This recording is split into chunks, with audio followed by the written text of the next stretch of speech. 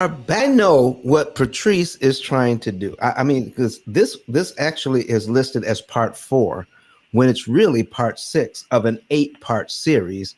And Patrice, are you just trying to get me to come back for 4 more? I mean, you don't even know if the people want me back for 4 more, and you're just trying to keep it at 4. Part series. Okay. And Patrice, are you just trying to get me to come back? I gotta turn that down. I was hearing myself in the background, Patrice. We are trying to keep you here until January 1 because we need to get our lives together before the end of the year. All right. Well, listen, tonight is going to be special. And listen, we're just so that you know, next week is Thanksgiving on Thursday. We're off on Thanksgiving. All right. And Patrice has some special advice for you for your Thanksgiving meal. Patrice, are you ready to share that with us today?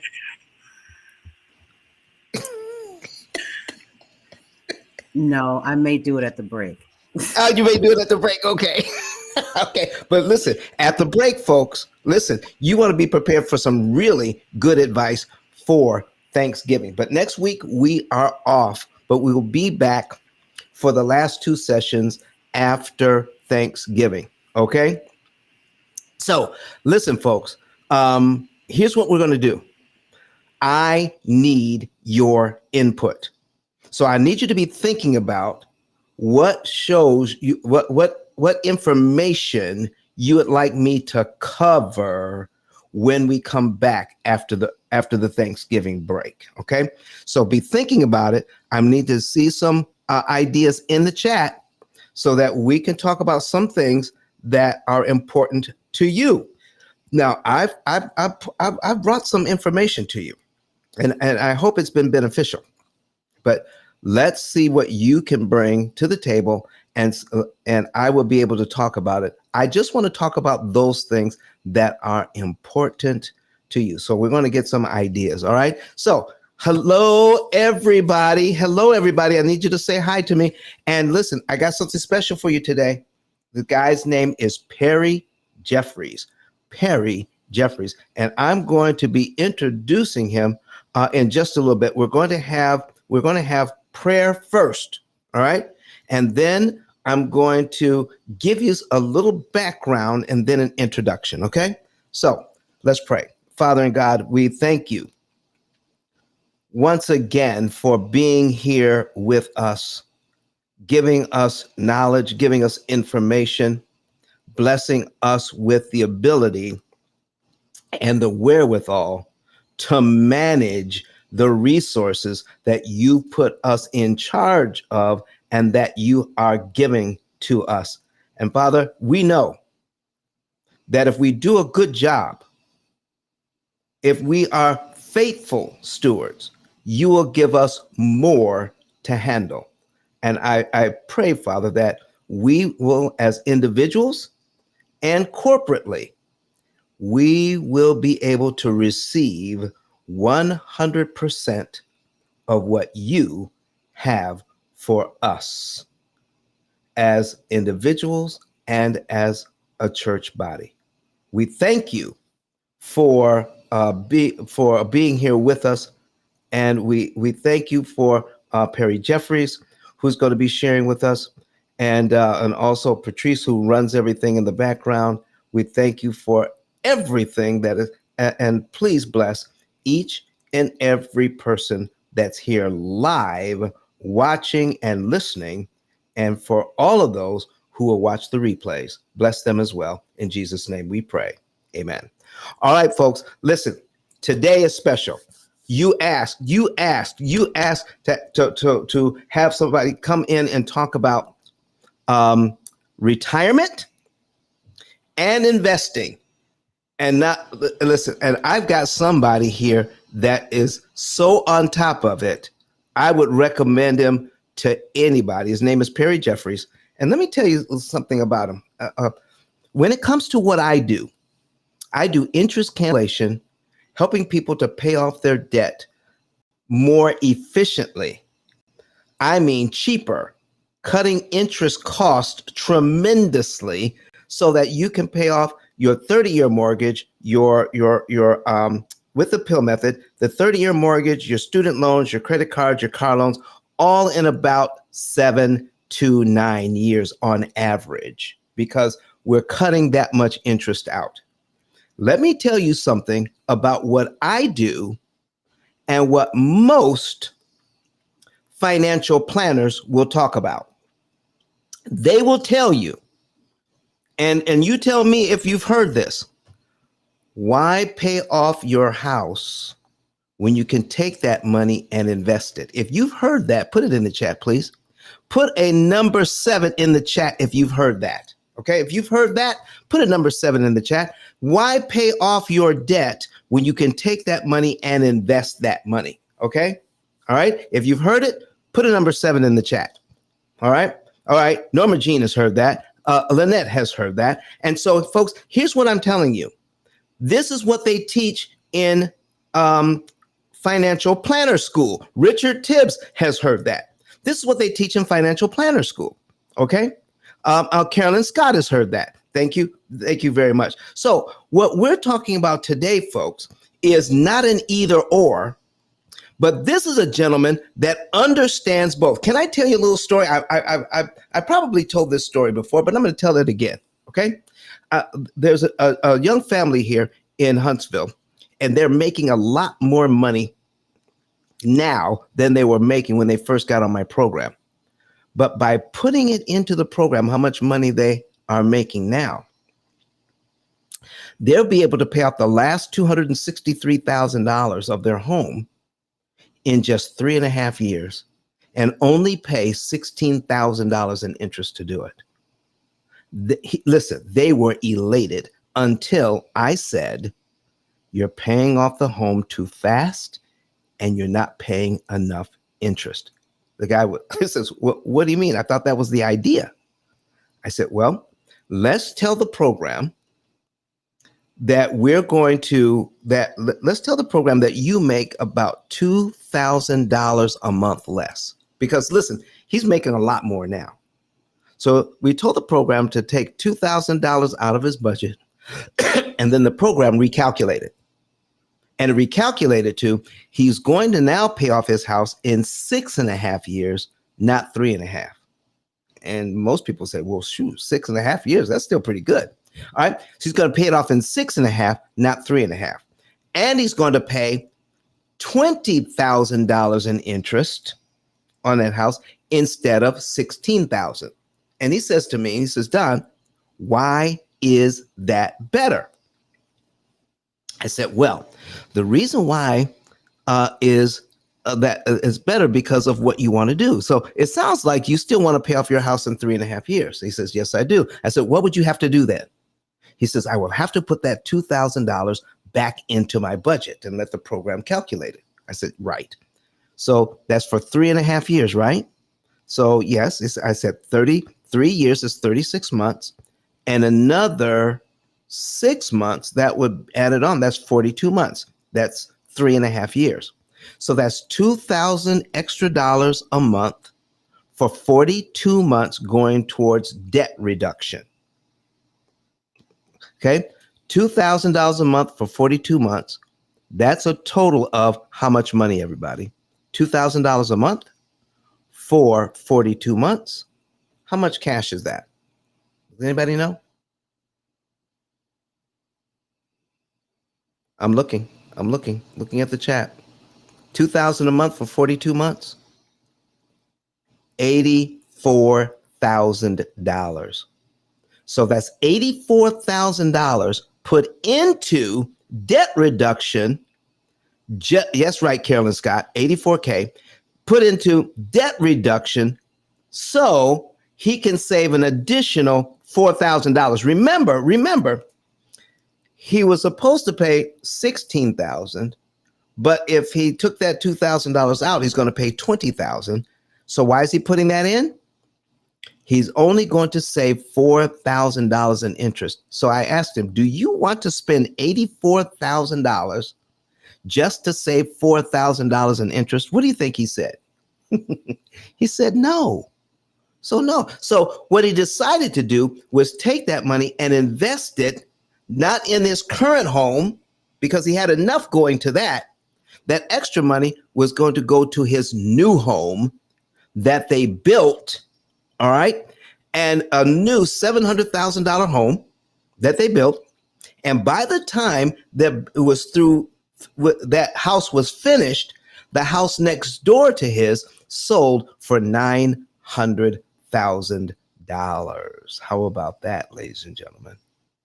And by putting a renter in his current home, they'll be, with the pill method, they'll be able to pay both off in under 10 years. How about that? Okay, 2 houses in 10 years, because now he is investing his cash somewhere where it could save him a lot more interest and gain him a lot more equity. Do you see what I'm saying? That you have to have a strategy where you can save interest on one hand and make money on the other with the excess cash. And when you have a system that can help you to determine the right the right percentages, what amount of your money should go to debt reduction, what amount of your money should go to wealth creation, Perry Jeffries understands that, because he understands what I do from a practical level, because he has gone through our entire program. So he understands wealth creation, and he understands how to save money on interest using interest cancellation techniques. So let me tell you a little bit about Perry. Perry, why don't we bring his picture up? Perry Jeffries III is the founder of the Facebook online community and podcast Cash Flow Unlock, and is president of Diamond Equity Advisors.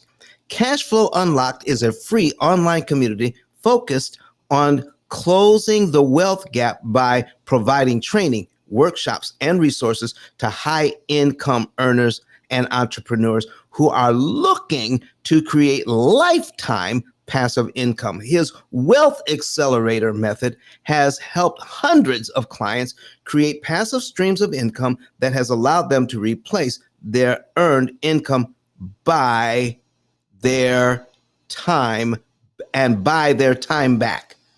Buy their time back. How about that, ladies and gentlemen?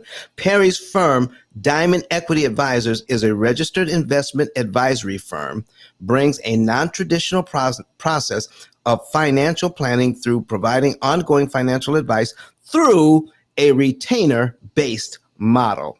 He has 20 years of experience managing and advising clients on personal financial matters, and has managed over $80 million in client assets over his tenure.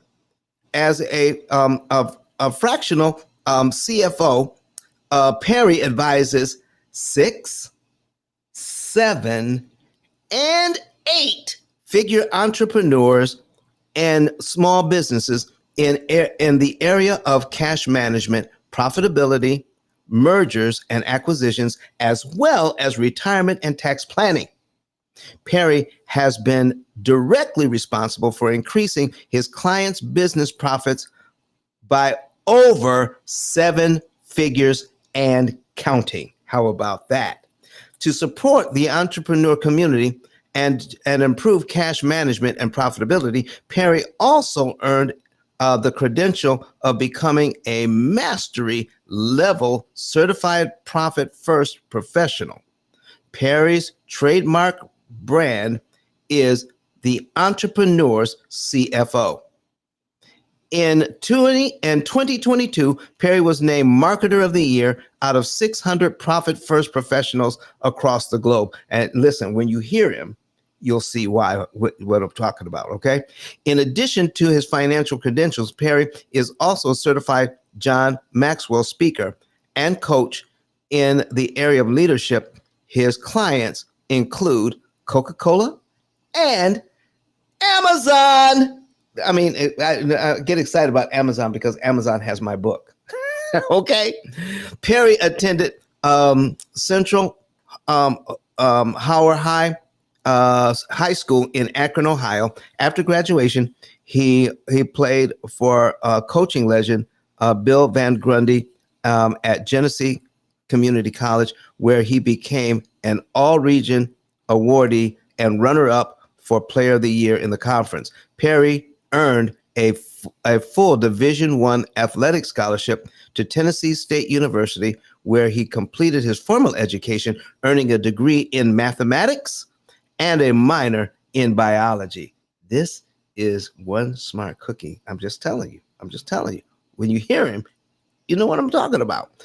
Perry has been featured on Fox 28 Columbus, Ohio, in a segment Financially Fit Fridays with Perry, where he provided entertaining yet thought-provoking content to individuals and businesses on a weekly basis.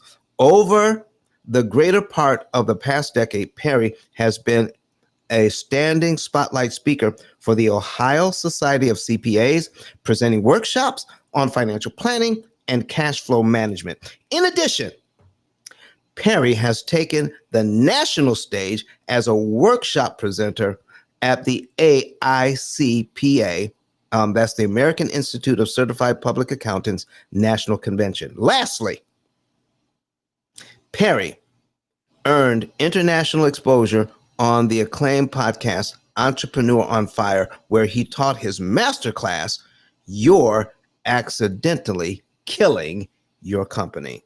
Perry and his wife, Sarah, and their beautiful twin daughters reside in New Albany, Ohio. Ladies and gentlemen, I want to bring to you Mr. Perry Jeffries. Perry, how are you doing, sir? Hey, what's happening? Everybody hear me okay? Yes, man, we hear you great. Man, I'm over here just so tickled hearing you read the bio. I was like, oh, he didn't have to read the whole thing. I thought you was going to cut it short. Oh, listen, man, I tried. I tried. The more I got into it, I said, I can't leave that out. I can't leave that out. I can't leave that out. Listen, the people need to know, Perry. The people need to know. I appreciate that so much. I appreciate that so much. And it's definitely an honor having you read my bio, because you know how much I appreciate you and what you do with the pill method and your passion for helping people. So to have you read that bio, and I kind of see you as, you know, one of my mentors, just means the world to me. So thank you for that. I truly, truly appreciate it. All right, man, listen, we're going to start out with questions. Listen, folks, if you have questions, now I told you a little story about killing interest, getting out of debt, and understanding the importance of investing early. Okay, so Perry, let me lead things off. All right, and just talk to us about the idea of investing early, and some people may be investing late. So let's start off with something like that. Just kind of lead in for us, okay? Yeah. So great question. So you have those individuals who, you know, maybe started investing early on, and those who kind of like, you know, a lot of our clients who are entrepreneurs maybe put everything into the business, and now they're just now starting to have the cash flow to be able to invest at, you know, 40, 50 years of age, right? I would say this around investing, y'all. Yes, the idea of having time on your side is super important, right? The earlier you start, the less you have to put away, and you now give that money time to accumulate. But I want you to kind of really let this resonate with you all, right? Investing is like a customized suit. And this is where we hear, you know, certain strategies that float around and say, hey, you should do this, or hey, you should do that. Your investment strategy should fit you, just like a customized suit. Okay. So if you haven't started investing, don't feel bad. Still seek guidance and help. If you've been investing, you know, still seek guidance and help. But really what it comes down to is where you are. A lot of folks, especially when we look at our community, because one of the stats I throw out there to really bring home why it's so important for us to have these conversations, it is projected by the year 2053 that the medium Black's wealth for Black Americans is going to be zero. So let me say that again. Median wealth by the year 2053 for Black America is projected to be zero, right? So whether you're starting off early or late, you have to start really understanding some financial principles, right? So I think that's a great segue, Mr. Daniel, into kind of how I define wealth, because typically people are looking to invest because they want to become wealthy, right? For those who are listening to this, type wealth in the chat just so I know that you're still alive and you're not, my voice isn't putting you to sleep. So if you want to acquire wealth, if you want to be wealthy, raise your hand by typing wealth in the chat. Let me see if anybody pops in here. I was going to give it a try and see if anybody was going to give us a shout out. Anybody on here want to be wealthy? We'll give it another second or so, then I'm gonna jump into my deal. There we go. Woo! Okay, they got me feeling good, baby. All right, so here's the deal. Yep, let's roll. Wealth, wealth, wealth, wealth, wealth. Perfect. So let's get our heads wrapped around this, y'all. I'm sure everybody on these trainings and on this, on this series has the desire to be wealthy. But let me ask this question: who can give a concise definition of what wealth is?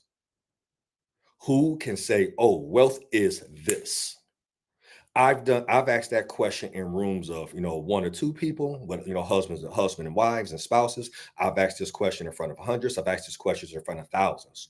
And when I ask this question, it's going to be, if I ask 100 people, it's probably going to be 100 different answers. Well, here's the deal, y'all. If we don't have an agreement or alignment on what the definition of wealth is, then there's no way that we can reach it in our families, let alone in our communities, let alone in our country, right? So let's kind of get level set that way, and we'll get the conversation going from that piece, right? So I see wealth here is the management of assets, sustainable income. This is awesome. Thank you, Carolyn. Thank you, Indy, right? So, wealth, sometimes people say, hey, wealth is I have no debt, right? Well, let me give you guys a definition that we've created after 20 years of doing this thing, that it aligns with 100% of our clients and it gets all of us on the same page. Our definition of wealth is as follows: wealth is the accumulation of assets, pause, which can be converted into passive income, pause, so that it can cover your lifestyle expenses. Let me say that again. Wealth is the accumulation of assets. Now, I didn't say stocks. I didn't say bonds. I didn't say mutual funds. I said assets. That could be real estate. That could, your primary asset may be your business. It may be stocks. It may be a 401k. We didn't say what it had to be, but you have to get your mind wrapped around that you have to accumulate assets. So that's number one. So how are you going about accumulating assets? Two, that can be converted into passive income. If that asset cannot turn into cash flow, then you may want to rethink whether or not you're accumulating the right assets. So it may not provide cash flow today, but does it have the ability to convert into income, cash flow in the future, right? But a third piece, in order to cover your lifestyle expense. So that's what wealth is, right? So how I go about accumulating my wealth may be totally different than how Mr. Daniel goes about accumulating his wealth, right? But the end goal, accumulate assets that can be converted into passive income in order to cover your lifestyle expense. That's it. So then the question comes down to, well, how do you measure that, right? How do you measure that definition? Because let's keep it 100 with each other tonight, right? If any goal that is not measurable and that you don't measure, you will not attain. It's just no way of getting around it. You have to know these numbers, right? So if you have a goal, you have to be able to measure it. So how do you measure if you're wealthy or not? If I can jump off of this screen and jump back on this screen, how did I go from not being wealthy to being wealthy? How do you know when you've crossed that path, right? How do you know when you've crossed that line?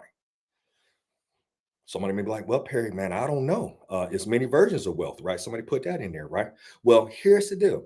What if I told you wealth is not a destination? Wealth is a journey. And let me ask more clarity to that. How do we measure wealth with our clients? With our watches.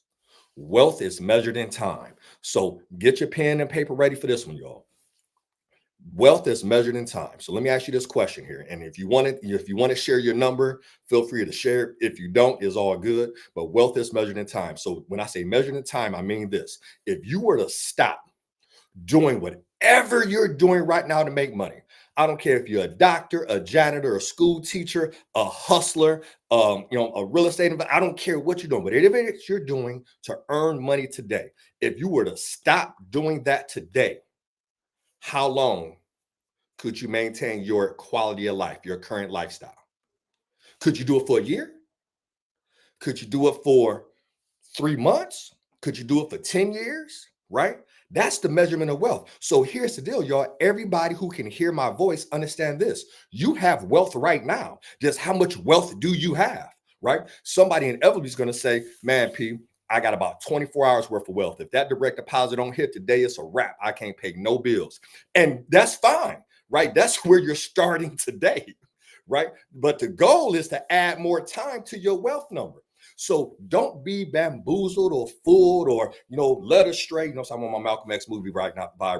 But don't feel like, oh my gosh, he got the big house and the big car. Because guess what? If that person, that high income earner, stop working today, how long would they be to maintain that lifestyle? We get caught up in thinking wealth is what you're driving and your crib and all of that. So now let's recalibrate. And then I'm going to have a request here for you. What's our definition of wealth? And even if you don't adopt my definition of wealth today, at least adopt it for our conversation because it's going to lead everything else. So wealth is the accumulation of assets, which can be converted to passive income in order to cover your lifestyle expense. And wealth is measured in time. You should be able to go to Thanksgiving dinner here. I know Patrice is going to come on here later and, give y'all some advice on what not to bring and what to bring to Thanksgiving dinner. But I got some advice too. Thanksgiving dinner, walk in and hit them with this. Hey, y'all, how do y'all define wealth? And see how many different answers you get. Then ask this question. How do you measure wealth? And then hit them with this one. Hey, I was on this call and this dude with these crazy white glasses and a vest on said that wealth is measured in time. If you stop working today, how long could you maintain your quality of life? And watch folks be like, they start calculating. We're like, shoot, wait, them bills is hitting, man. I got about, 2 weeks, right? If we can all get alignment in that area, now we can actually start to close the wealth gap, because it is going to be impossible to close this wealth gap if you think about it like this. If we think about wealth as being the journey, right? And with that being said, well, if you go on a journey, you may have to put in your GPS, right? You put in your GPS. So if my journey is taking me out east, right, to the, to a certain area, and yours is going southwest, and somebody else is going, north, or whatever the case may be, we're going different places. We'll never be able to close this wealth gap. And the scary thing about it here, Mr. Daniel, you keep it just 100 with the crowd today. It starts with your household. How you and your spouse talk about creating wealth, and y'all don't even have alignment or agreement on what wealth is. But don't give me a story, because now I start going into my money story. So with that being said, I'm going to say this is my request. They asked me before I got on here, hey, Perry, do you have a presentation or something of that sort? I prefer not to do presentations. Why? Because I was once a college student. And when I was a college student, I despised when folks would come in with PowerPoint presentations talking about stuff I did not care anything about, right? So when I take time on my day to present, and again, I've done this with hundreds and thousands of folks, I like questions. You're taking time out of your day. It is literally, I get this started at 8:30 p.m. Eastern Standard Time. I rushed here from my daughter's basketball game to, to spend time with y'all tonight. So to make this valuable for you, I could go on and ramble and rant and, and throw some stuff out there and get a couple of hand claps and an amen. And that's cool. But you're taking time out your day to get something answered. Please ask those questions in the chat and fire away, right? If there's questions in the chat, I'm going to answer those questions. If not, if I don't have an answer to those questions, we're going to show you where to get those answers. And I got myself teed up over here. So we need to jump on Google and figure it out together. We can do it. So please, please, please, you're spending time out of your day. You jumped on here with a spirit of expectation. With that same spirit of expectation, you need to walk away with something. Yeah, you're going to walk away with my definition.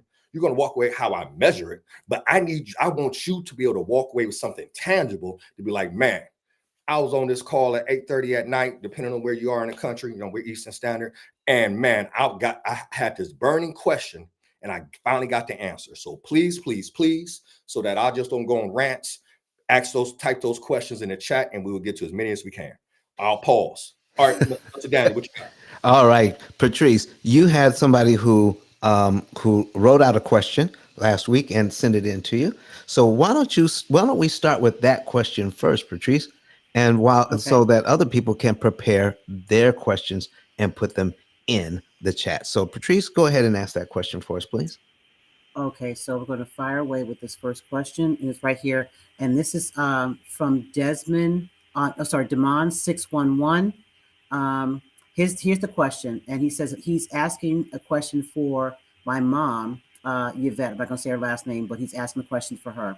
And the question is, she says, I retired from a bank in 2009 and didn't want to leave my retirement funds there. So I rolled my money over into an insurance type annuity, not wanting to incur penalties. I would like to know, if I move my money now, what vehicle can I move it into? Can all the money be rolled over, or should it be kept in the annuity since I am so close to retiring?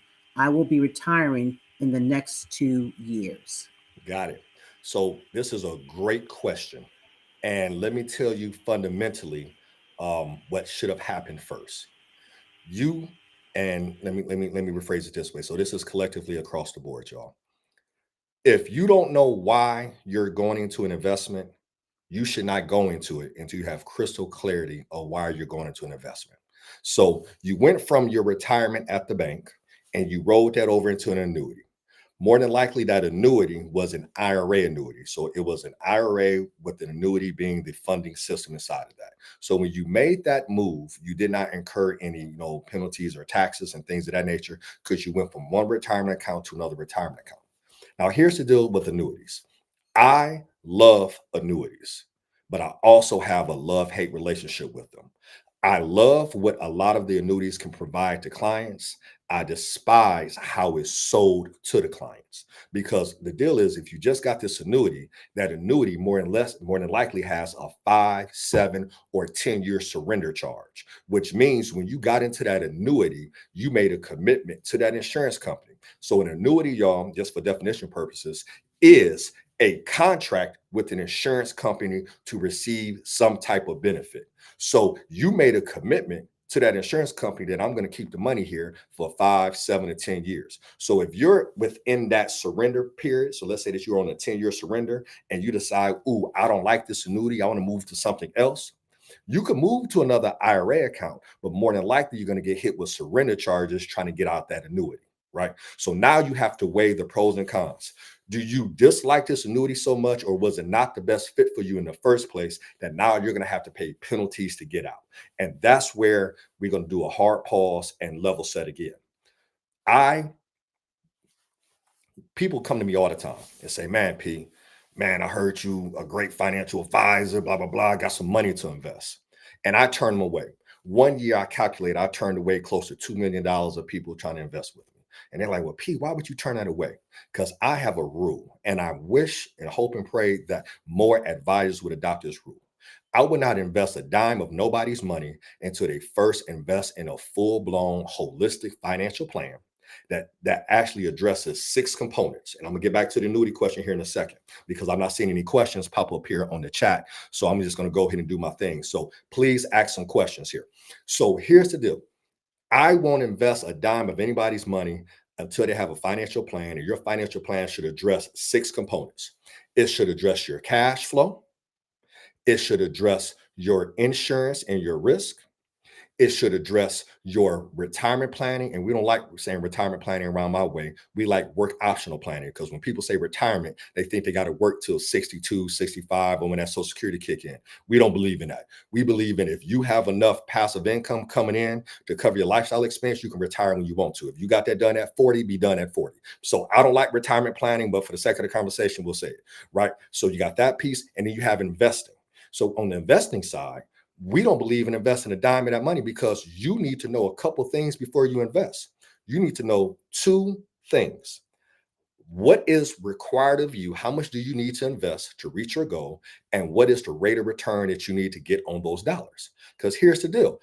Every investment ain't good for everybody. If you're a great saver and close to your number, you may only need a 3% return on your money. Or if you're behind and you need to be more aggressive, you might need a 15% return on your money. Well, if you're trying to get 15% and you only need 3, you're taking on undue risk unnecessarily. So you need to know these numbers, right? The other component of the financial plan is your tax, ramification. We call it tax optimization. Most advisors won't touch taxes or discuss them, which is so unfortunate, because your tax bill is the largest bill you pay. What other bill do you pay that's 10, 15, 20, 30% of your income other than your tax bill? So why are we not talking about taxes, right? So that's why we started our own firm and moved out to corporate structure, so we could speak to what's really important to our clients. So tax optimization is number 5, and number 6 is your estate planning. So let's now go back to this annuity conversation. If you weren't crystal clear on why you were purchasing this annuity and making this commitment, then you may be in the wrong product. But I've seen this a lot too. You may not understand the product. So first thing we need to do is, before you get out of it, is circle back to the agent who sold it to you, or call the annuity company yourself and say, hey, what does this annuity do for me? So one reason, we like annuities, and in full disclaimer here, full disclosure, there are different kinds of annuities. Okay. There's fixed annuities, there's variable annuities, there's fixed index annuities, there's immediate annuities. So when we say annuity, we're not using just blanket annuity, right? There's a bunch of different kinds of annuities, okay? But one of the aspects that we like about annuities is that typically they're going to give protection of principal. So we like protection of principal. And a lot of the annuities, depending on how it's built and the company that's offering, may offer some guaranteed income. We personally like guaranteed income annuities. Why do we like guaranteed income annuities? Y'all know the answer. I just gave it to y'all. Accumulate assets that can be turned into passive income in order to cover your lifestyle expense. So if I have a product that's going to give me a guaranteed income stream for the rest of my life, I just create a passive income. So we like to, when we have conversations with our clients around annuities, we speak to annuities as your private pension plan. Right? Because guess what? A lot of us ain't going to retire with no pension. Some of us may not even retire with a whole bunch of Social Security. But if you accumulate assets and then know how to convert those into passive income, an annuity may or may not be a good fit. So there's a lot of different moving parts to this piece, right? 1, why did you get your annuity? 2, what's the surrender charges on it? 3, do you understand the bells and whistles of the annuities, because they all work completely different, right? And 4, was that shouldn't even been part of your financial plan? So I apologize if somebody, what it sounds like, sold you a product and didn't explain to you what the product is, because you may actually be sitting on a guaranteed income stream that you may actually need down the road, but we're talking about getting out of it because we may not understand how it works. So again, we don't move past go. I don't care how much money you have. We're not investing nan a dime, nan a penny, unless you have a full-blown financial plan, because your financial plan should be the one making the recommendations on where you put your money. Okay, I hope I answered that question. Wow. All right. So we had another question, Patrice. So you had a question, I believe.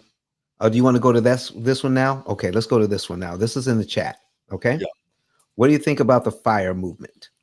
So here's the deal.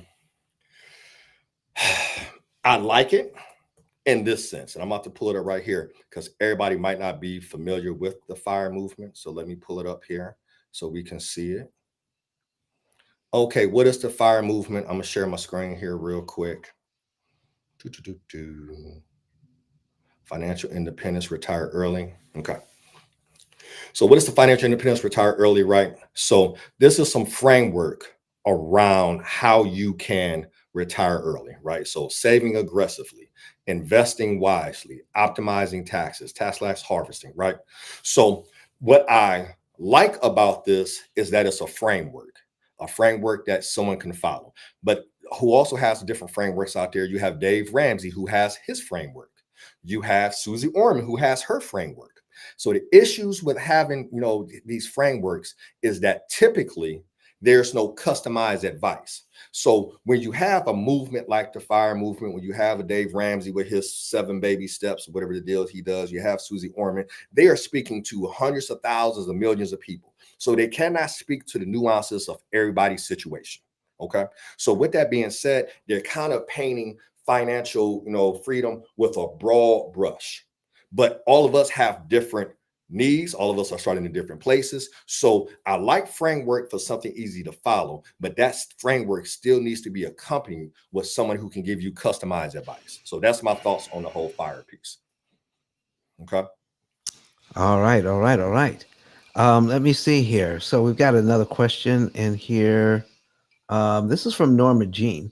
I want to get real estate, and I want to consolidate debts. However, should I not start investments until I get out of debt, or doing better financially by investing with the pill method, which will guide when she was talking about guide her in getting out of debt. So you can speak to that. You can definitely speak to that. Yeah. So here's the deal. Let's talk about it real quick, y'all. So this is my personal philosophy on it, and this may differ from the other 10 advisors that you talk to. When we look at debt, right, versus when we should invest, typically what we'll do is run that debt through a screening to see which debt is most toxic, which debt is kind of like, we want to get rid of it, and then other debt that we kind of call freedom debt. Okay. And the reason we run it through this screen is that if it's a freedom debt, then hey, if we got monies to invest, why not invest those dollars? If it's a toxic debt that is jamming up your cash flow and doesn't make sense, we may move towards, hey, let's pay that off first. But let me insert something that wasn't brought up in that question. We ain't investing nothing unless you got an emergency fund, right? Unless you have an emergency vehicle, either a HELOC, you know what I'm saying? I learned that from you, Mr. Daniel, or, you know what I'm saying? Or, you know what I'm saying, 3 to 6 months of your expenses set aside. We're not investing past go till we have that. So the first thing we do is we need to sprint to having a cushion, because where a lot of people go wrong, whether they have debt, high expenses, and things of that nature, is they start investing without no emergency fund. And then when the emergency comes up, they got to now go into the investment and cash out and possibly sell that investment at a loss. So that's never a good look. Now, let's connect the dots here. And I don't know how much y'all have got into the pill method with Mr. Daniel here, but where this has just been my saving grace and allowed me to really, really create this wealth accelerator program was simply this, right? When I started using the pill method and hired Mr. Daniel to be my coach and walk me through the whole software and things of that nature, I was able to use debt to create wealth. Well, Perry, what do you mean use debt to create wealth, right? So this is so crazy.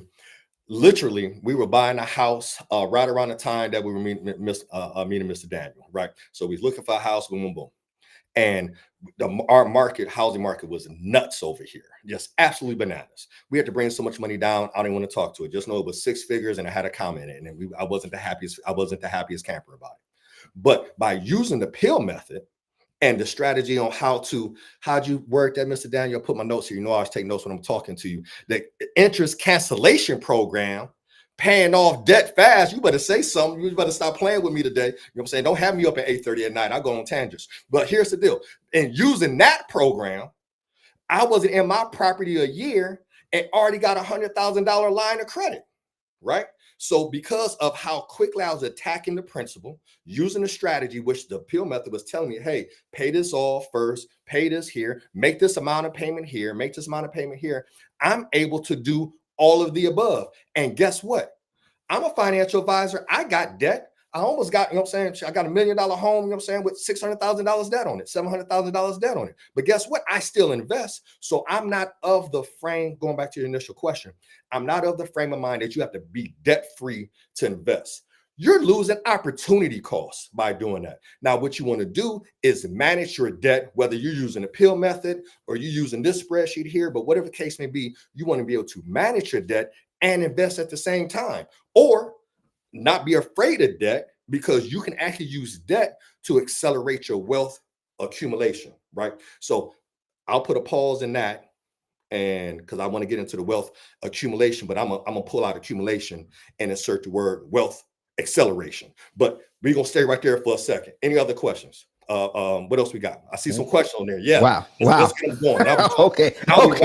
Okay, Patrice. What's the next one? This is getting good.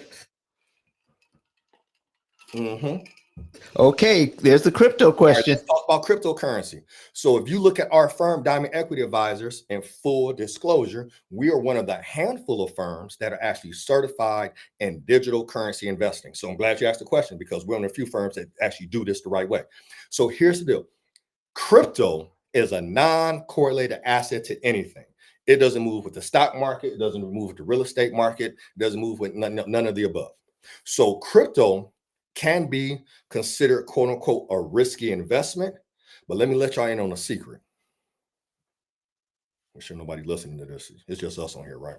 All right. Let me let y'all in on a secret. In a holistic financial plan, we recommend that if you want to invest in crypto, that you invest no more than 5% of your liquid assets. Okay. So if you got $100 liquid assets, you can invest 5 into crypto. Why do we say that? Because part of your holistic financial plan, what cryptocurrency does, it actually reduces the risk of your overall portfolio. Counterintuitive, kind of like the pill method, right? You know what I'm saying? And when I say counterintuitive, it's counterintuitive in this sense. You decrease risk in your portfolio by having non-correlated assets, precious metals, some stocks, some bonds, some crypto. But where people go wrong with this is when it was heavy on social media and everybody's losing their minds. Oh man, cats was taking out loans and mortgages in their home to invest in crypto, everything they had, and then boom, it blew up. And you had cryptocurrencies, those meme cryptocurrencies that really wasn't nothing, the little Doge dog and all that type of craziness like going on, right? And cats lost a lot of money, right? So here's the deal. If you're only investing 5% of your liquid assets in your portfolio into crypto, if that 5% goes to zero, your financial plan doesn't blow up. But if you have a great crypto coin or whatever the case may be, and it grows by 64, you know what I'm saying, 64,000%, you just added that additional value to your portfolio. But guess what it comes down to out the gate? We don't move past gold without a financial plan. So Cash like, hey, P, what's a good crypto? I don't know what a good crypto is for you because you ain't did no financial plan, and we don't move past gold without a financial plan. But great question. Wow. Okay. Now, we got another one in there. I see one about Roth. I see one about Roth. Let's talk about that one. Go ahead, man. Do your thing. Is Roth a good way to invest, and how to go about investing in a Roth IRA? Okay, so let's add some clarity here because I've seen this over 20 years. A Roth IRA is not an investment. Let me say that again. A Roth IRA is not an investment. The same way a traditional IRA is not an investment. Those are just accounts where you choose the kind of investment you want to go into it. So if I was to draw a house, all a Roth IRA is a house. You still have to choose the furniture. A traditional IRA is just a house. You still have to choose the furniture. But the reason they're different is because they have different tax ramifications. Okay. So Roth is, hey, I put money into the Roth, whether it's Roth IRA or Roth 401k, and I put money in post-tax dollars. So this is money I already paid taxes on. And then when I go to pull that money out down the road, it comes out tax-free. Well, based on your financial plan, because again, every question y'all ask me, I'm always going to go back to, well, what did your financial plan say do? Well, I ain't got one. Well, I really can't give you a really good answer. But since you asked the question, here's the deal. With that Roth, do you need to be looking at tax-free income in the future? Which leads to this question right here. Do you believe taxes are going to be higher or lower when it's time for you to access your retirement dollars? Well, if you think they're going to be higher, would it not make sense to pay taxes at the lowest interest rate now versus the highest interest rate in the future? But again, it comes down to your financial plan, because it's not a right or wrong. It's not an either or. It's like the conversation I hear, you know what I'm saying? I'm about to say clowns, but I'm not going to talk about nobody tonight. But it's the same conversation I hear when I hear people arguing about term is better than whole life. And whole life is, they're not even the same. They're not even the same deal. They may be at the same plate, but one is a spoon and one is a fork. So are you eating steak or are you eating soup? It's not that one is better or worse. What are you using it for? Right? The same way with the Roth. So do we like Roth?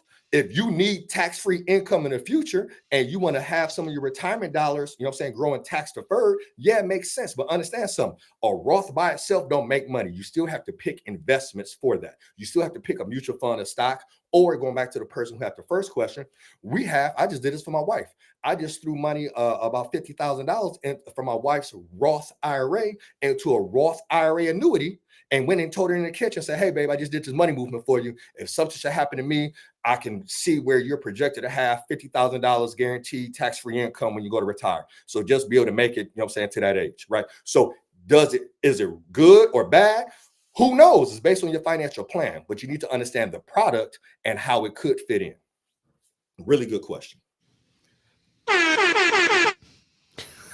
All right, man. Listen, what's the next question? I mean, that is so good stuff. All right, here we go. Got it. Okay. I like this one right here. Okay, we jamming over here now. What do we think of dividend-paying stocks as a passive income vehicle versus stock appreciation? Great question. This is the equivalent to asking me this, Perry, from a real estate standpoint, should I buy and flip or should I buy and rent? It's the exact same question. What do you need today? Do you need cash flow today? Or then you go with dividend stocks, or you go with a rental and you go with a rental property. You don't need to cash today, but you want to put it someplace with the opportunity to grow and appreciate so you can sell it later on and put it in something different. Then you go with the flip. You go with the stock appreciation. It's not that one is better or worse. It's what do you need right now? So if you're like, yo, I got, like, let's keep it 100. If we go and look at dividend stocks, there are going to be some dividend stocks out there with crazy dividend rates, right? Paying like 15, 20% dividend. But if you go and Google dividend aristocrats, you're going to get a list of stocks. And to be on the dividend aristocrat piece, I believe it's 50 years, 25, 50 years. Let's look it up real quick, just so we're speaking and make sure we're sharing the right information here with you. Let's look up dividend aristocrats. In order to be considered a dividend aristocrat, you have to have had, let's pull it up here. Because guess what? I can't remember everything. I just know what questions to ask. So I use Google and AI like it's my job. All right, let's pull that up here real quick. Share that screen here with us. Great. In order for something to be considered a dividend aristocrat, it has to, investors likely, a group of 68 stocks in the S&P 500 with 25 plus years, consecutive years of dividend increases. This is the cream of the crop. But unfortunately, this cream of the crop, maybe not paying a whole lot of interest, right? You know what I'm saying? So when you look at it, you're going to find some different ones in here, dividends. So these are just top dividends. These aren't part of the dividend aristocrat list. When I show you that list, it's going to be names that you know. So let me see if I can pull up a list. Boom, boom, boom, boom. List. Dividend aristocrats. Let's pull up 7 dividend aristocrats. Dividend aristocrat list. How to use. Let's see if I can find one real quick.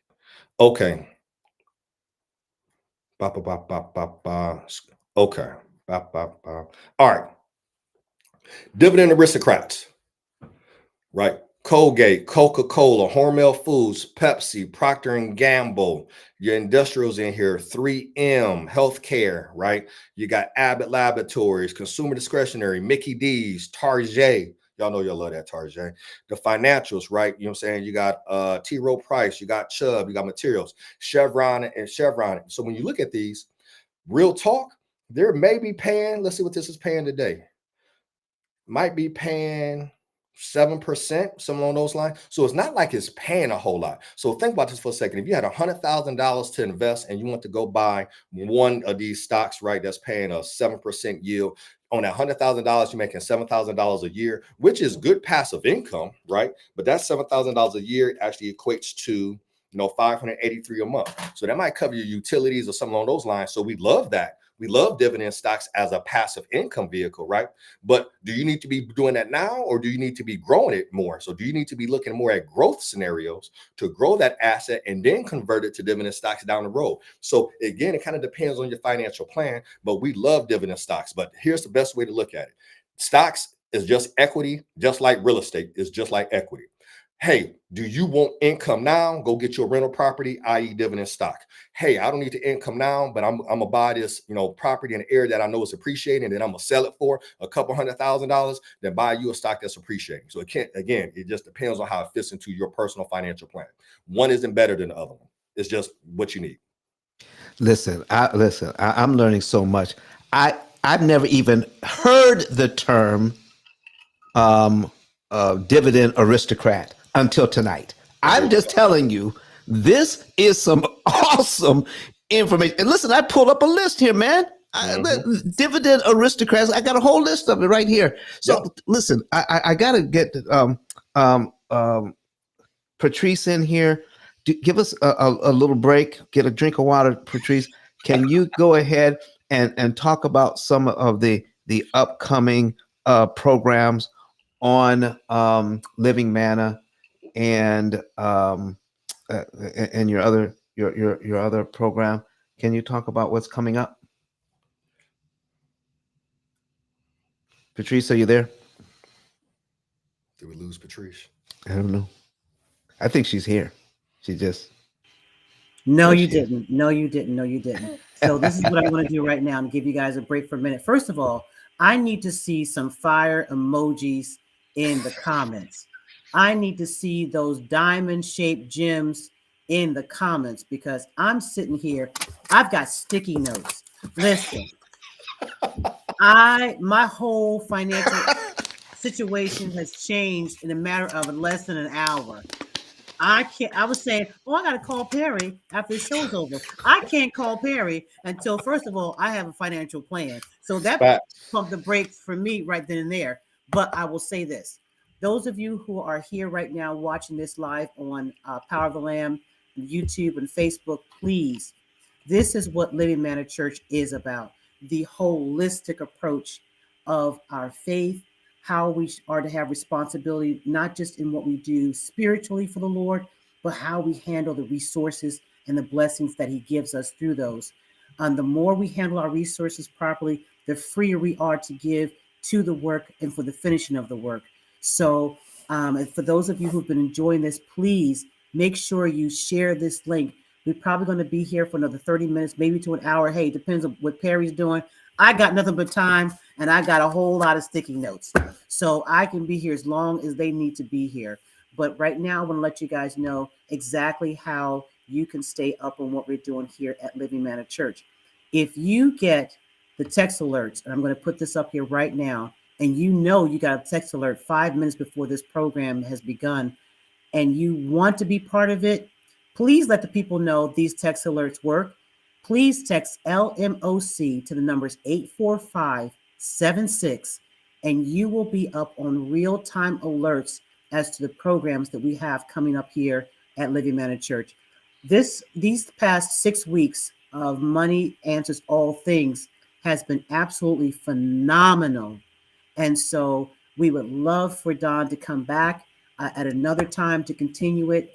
This is supposed to be 8 weeks, so we have 2 more weeks left. I'm trying to see if I can push him to give us another extra 2 weeks to take us to the end of the year. I don't know, but prayers can be appreciated on that behalf. But anyway, please make sure you text LMOC to the numbers 84576 and know what is going on here at Living Manna Church. We want to thank you so much for being here. And once again, please share the link. And I'm going to take you back to Don Daniel and Perry as we're talking about what's happening with your finance and investments. Wow. Listen, I see what you got going on there. We got the wrong graphic. There we go.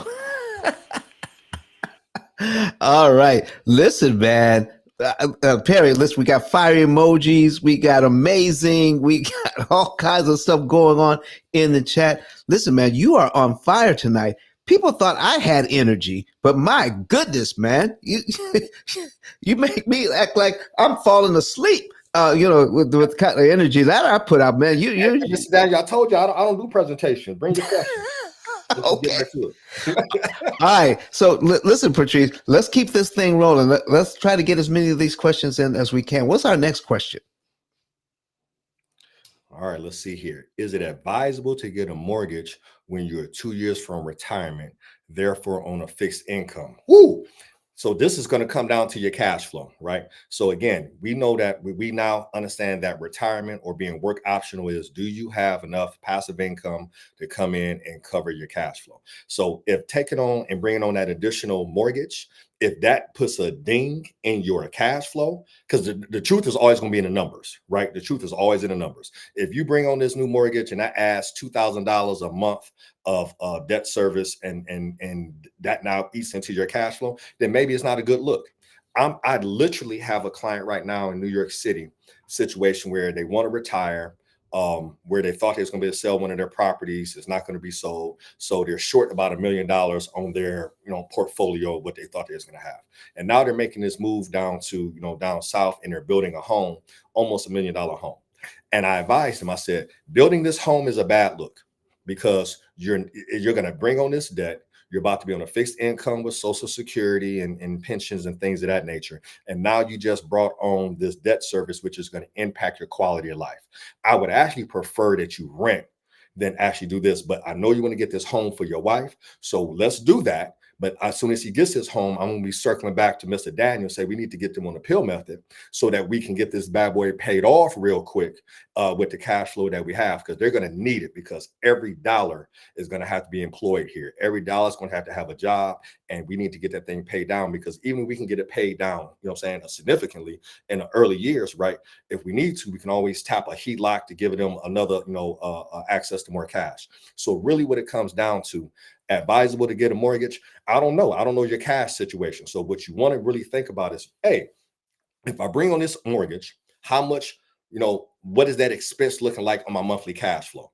And if that's not, and if bringing on that mortgage is a bad look for your cash flow, then you got to make a hard decision. Is it worth me going without that money that was going to be net in my pocket for this new mortgage, and that I'm gonna have to take in 2 years? So really it comes down to your planning, and your planning for retirement. And we're going to take that word out. Your financial freedom planning, your work optional planning is all about cash flow. So literally when we work with clients and we're helping them, hey, make a decision. Should I do this? Should I do that? We plug it in and say, okay, doing this in fact affects your cash flow this way. Do you want to do this or not? Because I tell folks out the gate, my job ain't never to tell you what you can't do. My job is for you to tell me what you want to do, and for me to tell you, well, if you want to do that, then you got to do this. And if you don't want to do that, then you might want to, take a different action. So I can't really answer that question because I don't know the situation, but that's where I would start. If you were my client, okay, let's look at your cash flow. Taking on this additional debt, bringing on this mortgage, how does it impact your cash flow 2 years out? Hey, Perry, you mentioned HELOC a couple of times. Break that down for what is a HELOC? Home equity line of credit, right? So, ooh, man, sometimes I think we just be on the same vibe. We be on the same vibe. So let's do a quick, not a commercial here, but let me share with something that a framework that I built. So I know you got the FIRE framework and you got this other framework. I created something called WHAM. I'm just going to go with it. Wealth Accelerator Method. If we find out it's copywriting, we can't use it, we'll switch it up. But nonetheless, this is how it works. Okay. We're going with it until somebody like, nope, you can't use that. Okay. So with the Wealth Accelerator Method, when I'm dealing with our people, right? You know what I'm saying? Collectively, you know what I'm saying? Whether you're white, black, Asian, Hispanic, I don't care. You know what I'm saying? But if you're coming from a situation where you did not inherit wealth, right? Somebody did not pass down to $1 million insurance policy or $1 million home or $100,000 home, and you're literally first generation trying to create wealth on your own and trying to figure this thing out. You have to understand, with the cost of goods and inflation, you have to speed up this wealth accumulation process. So what we created was the Wealth Accelerator Method. It has 3 pillars to it. And I'm gonna go back to the HELOC question in here in a second. The 3 pillars of this. Pillar number 1, cash flow management. Every dollar has to have a job. You have to manage your debt strategically, and you have to get the absolute best interest rate on your cash while it's sitting in cash. So that's it, right? I can go a whole hour just on that, but I'm going to get through the pillar. So that's pillar 1. It's 3 pillars. The second pillar, stay with me here, systematic leveraged investing.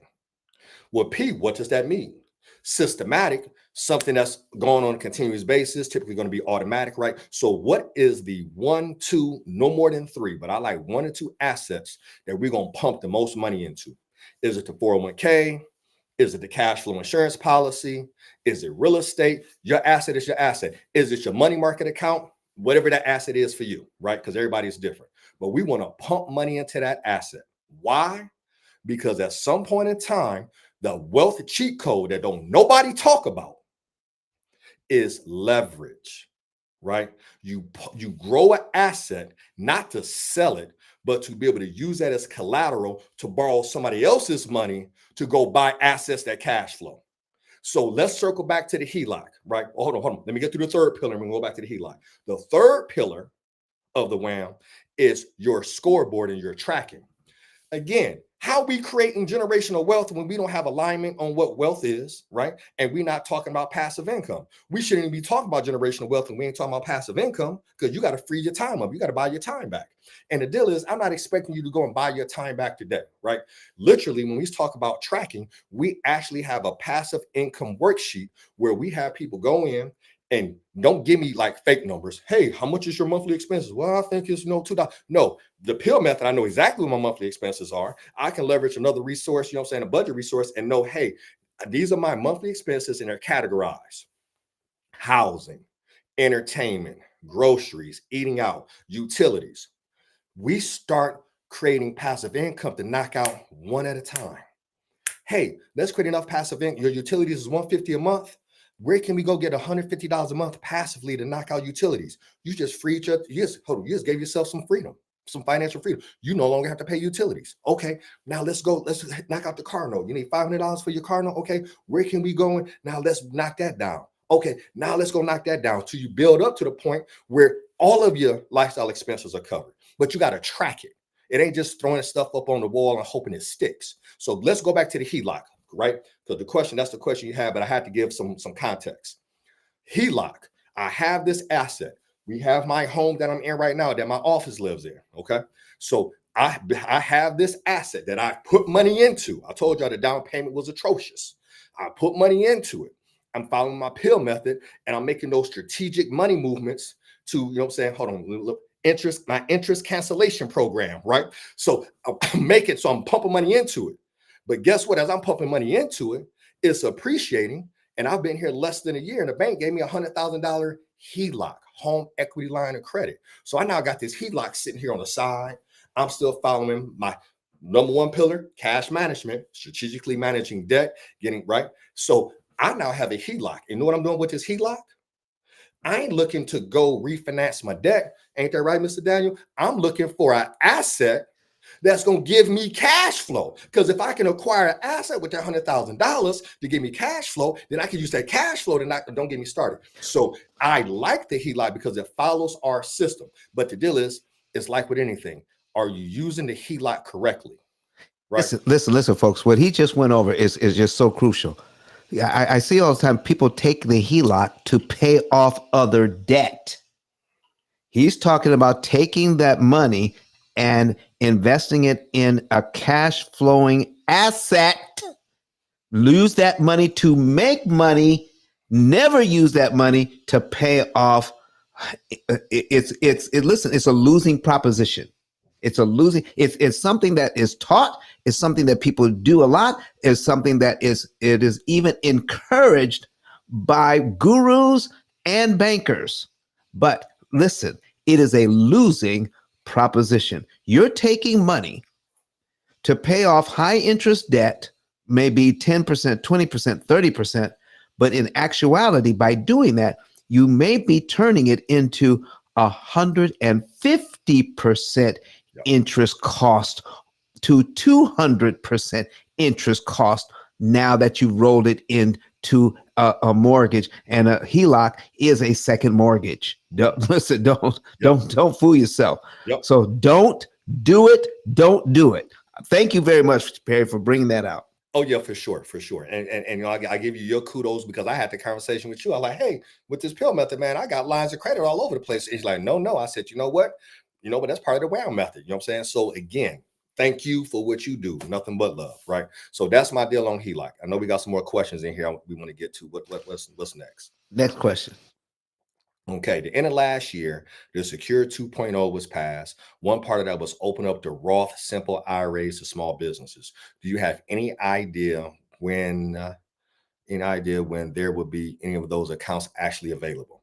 So all I can tell you here, me personally, as far as us, we have not done one of these for any of our clients, but according to my quick research here, these should have been available for folks at the end of the tax year after December 31st, 2022. So the 2023, those should be available unless some amendment or something was passed and said no, you can't do it. So I would say, reach out to whoever you get your simple with, if you're doing that through a Fidelity or through your financial advisor, and be like, hey, can you do the due diligence? I really want to take advantage of this Roth contribution to my simple IRA, and kind of see what they get from that standpoint. Because we don't do them, and I always just keep them 100 with y'all in full transparency.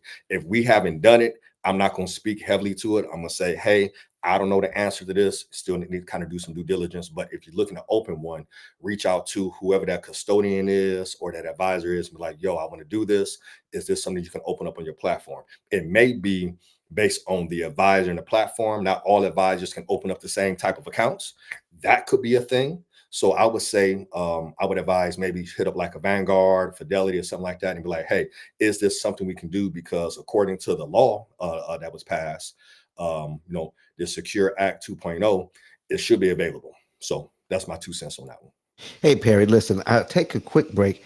You give us a lot of information. I know people are chomping at the bit. How can they easily get in touch with you?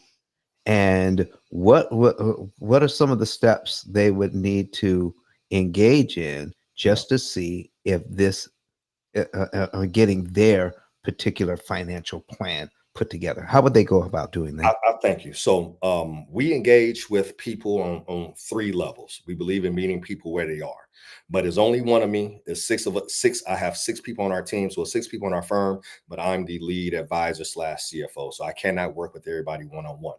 But with that being said, we have 3 levels to engage. Our first level is our free Facebook group. It is called Cash Flow Unlocked. You can go to facebook.com/groups/Cash Flow Unlocked. Come on into the group. I do live trainings in there just like this every Thursday at 2 p.m. We drop resources in there, a ton of information. I am of the thought process, and I know a lot of folks will disagree with this. Disagree with this, but I'm of the thought process that information is free. You pay me for implementation. So information is free. Implementation comes with a fee. Okay. So that's the first place to engage. So I highly recommend anybody listening to this, come into the group. We're going to share some concepts and things of that nature that may blow your mind. Today's training, I literally did a training on end of the year financial planning. Think questions you should ask yourself. If you guys want me to go through that list, I'm happy to do that here with you. And yep, Mr. Daniels bringing that right up there for us. Cash Flow Unlocked. You pop it on there. Oh, no, that's not us. It's a space between the cash and the flow. There we go. 2 words, cash flow. Perfect. There it is, that top one up top. Yep. Lifetime passive income for high income earners. So there it is right there. So this is our free Facebook group. So definitely join the group. That's the first way to engage us. Second way to engage us. If you are ready to work one-on-one with us, we will offer a complimentary consultation. Okay. But in order to be able to work with us, you will have a phone call in between there to be like, hey, this is where I am, because quite honestly, and this is just me being super transparent, you may not be ready to pay us our annual retainer to work with us. No worries, because we have a space in the middle. So we have a free group. We have the one-on-one concierge work with us one-on-one. And then we have a space in the middle where we do group coaching, have access to online tools where you can still get this information at a very, very reasonable cost. So we have 3 ways to engage with us. Join a free Facebook group, easy peasy. Hey, what I'm saying? I want to get on the call and see what's the best way to engage. After we talk to you and kind of see where you are, we're going to point you in a direction and say, yep, you'll probably be a good candidate to work with us one-on-one. Let's now discuss that process. Or, hey, right now you're not ready to be a candidate to work with us one-on-one because we don't want to have you incurring costs unnecessarily. But we do have a way to still get you the information you need so that you can work your way up to being one of our one-on-one clients. So, but start with the Facebook group. You can message me, friend me on Facebook, connect with me, get the trainings, the whole nine. Excellent, excellent, excellent. All right, folks, listen, let's get back to the questions. Now that you know how to get in touch, is there another way? There's like a website or You can go to our phone number that website. So you can go to Diamond Equity Advisors, but you ain't get in contact with me. It's just going to be Mhm. information purposes, right? There Okay. might be a link on there and say, hey, schedule a consult, something along those lines. But I like when it comes to finances, I want to be able to get belly to belly and engage people. Inside that Facebook group, you can actually talk to me, right? When I'm doing the trainings, you can ask questions the same way you're doing right now. You go to the website, it's like, hey, you want to schedule a consultation? You're going to go into somebody's going to then reach out to you, say, hey, what you want to talk to him about? And it may or may not be what you need, right? So that's why we say just Facebook group, we send everybody there. Now, if you want to go to the website, it's just diamondequityadvisors.com. Easy peasy. If you want to go there and kind of like check it out, feel free to do that. And we also have, YouTube channels and Instagram and LinkedIn, all that jazz. Just Google my name and she'll pop right up. All right. Let's get back to the questions. Yeah. All right. This question that popped up here. If one is not financially savvy regarding investing in stocks, bonds, etc., is it okay to choose to invest in BlackRock 2050, which chooses investments for us based on our estimated year of retirement? So here's the deal. You already know, y'all been with me. Hold on. How long we been on this call now? An hour 16? Hour 16. Guess what I'm about to say. What does your financial plan say? Right. And if you don't have a financial plan, then we need to talk about what it looks like to invest in a financial plan. Right. Because this question right here is very specific to a person. So just for clarity purpose and context, BlackRock 2050 is a target dated fund. What a target dated mutual fund is a fund that is built to go from typically go from aggressive to conservative. And at the point of time of retirement in the year 2050, should be allocated a certain way that's ideal for retirees. When you need the money, you should be taking the risk off the table and becoming more conservative versus when you're young. So if one is not financially savvy, right? Well, I don't know. Do you plan on retiring in 2050? You know what I'm saying? That's going to be the first question in there. Like, is that what you plan on doing? I don't know.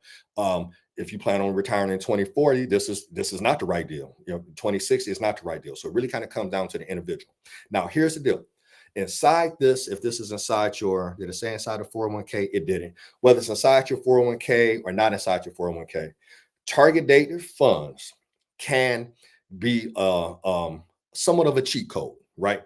It's like, hey, I really don't know what to pick. I got this 401k and there's 20 different options and I don't know nothing about Nathan, right? But I do know I plan on retiring in 2050. Then that may be a good fit for you. But again, the reason I say there's other things that need to be taken in consideration along those times, right? So could be a good core holding for your plan, but this is where, again, I'm going to reach out to a financial professional if I'm not financial savvy and say, hey, I plan on retiring in this year. This is the fund that I have inside my, retirement account. These are the other options. Is this the best option for me? And the reason I say it's so important for you to meet with somebody, this is a true story. So a couple years ago, our plans were, going for like $2,000-$3,000. Okay. And sometimes somebody is maybe hesitant, like, oh man, I don't want to pay that much. I'm like, it's cool. We're just not a good fit. And it's totally fine. I'm not tripping. Right. But this one particular client, I think at the time paid $2,000 for us to build out a financial plan for them. We were on their onboarding call for 10 minutes. And they was like, oh my God, you have already covered the cost of my plan. Because all we did, we looked at what she was invested in inside her 401k and said, this fund is making 0.6%, not even more 1%, 0.6% in a stable value fund. You're a young person. you should be investing a little bit more aggressively. Hey, let's look at this fund right here. You know what I'm saying? That's in line with your plan. This fund is doing, what it was, 8.5%. Nothing crazy. It wasn't doing 20, 30%. But over the period of time, we ran the numbers for, and it was a $2 million difference. So whether I missed the mark or not, right? Whether it did 7 or 9%, it was a $2 million addition to her nest egg. She's like, oh my God. I said, and that's why people pay me, because you don't know what to look for. I do.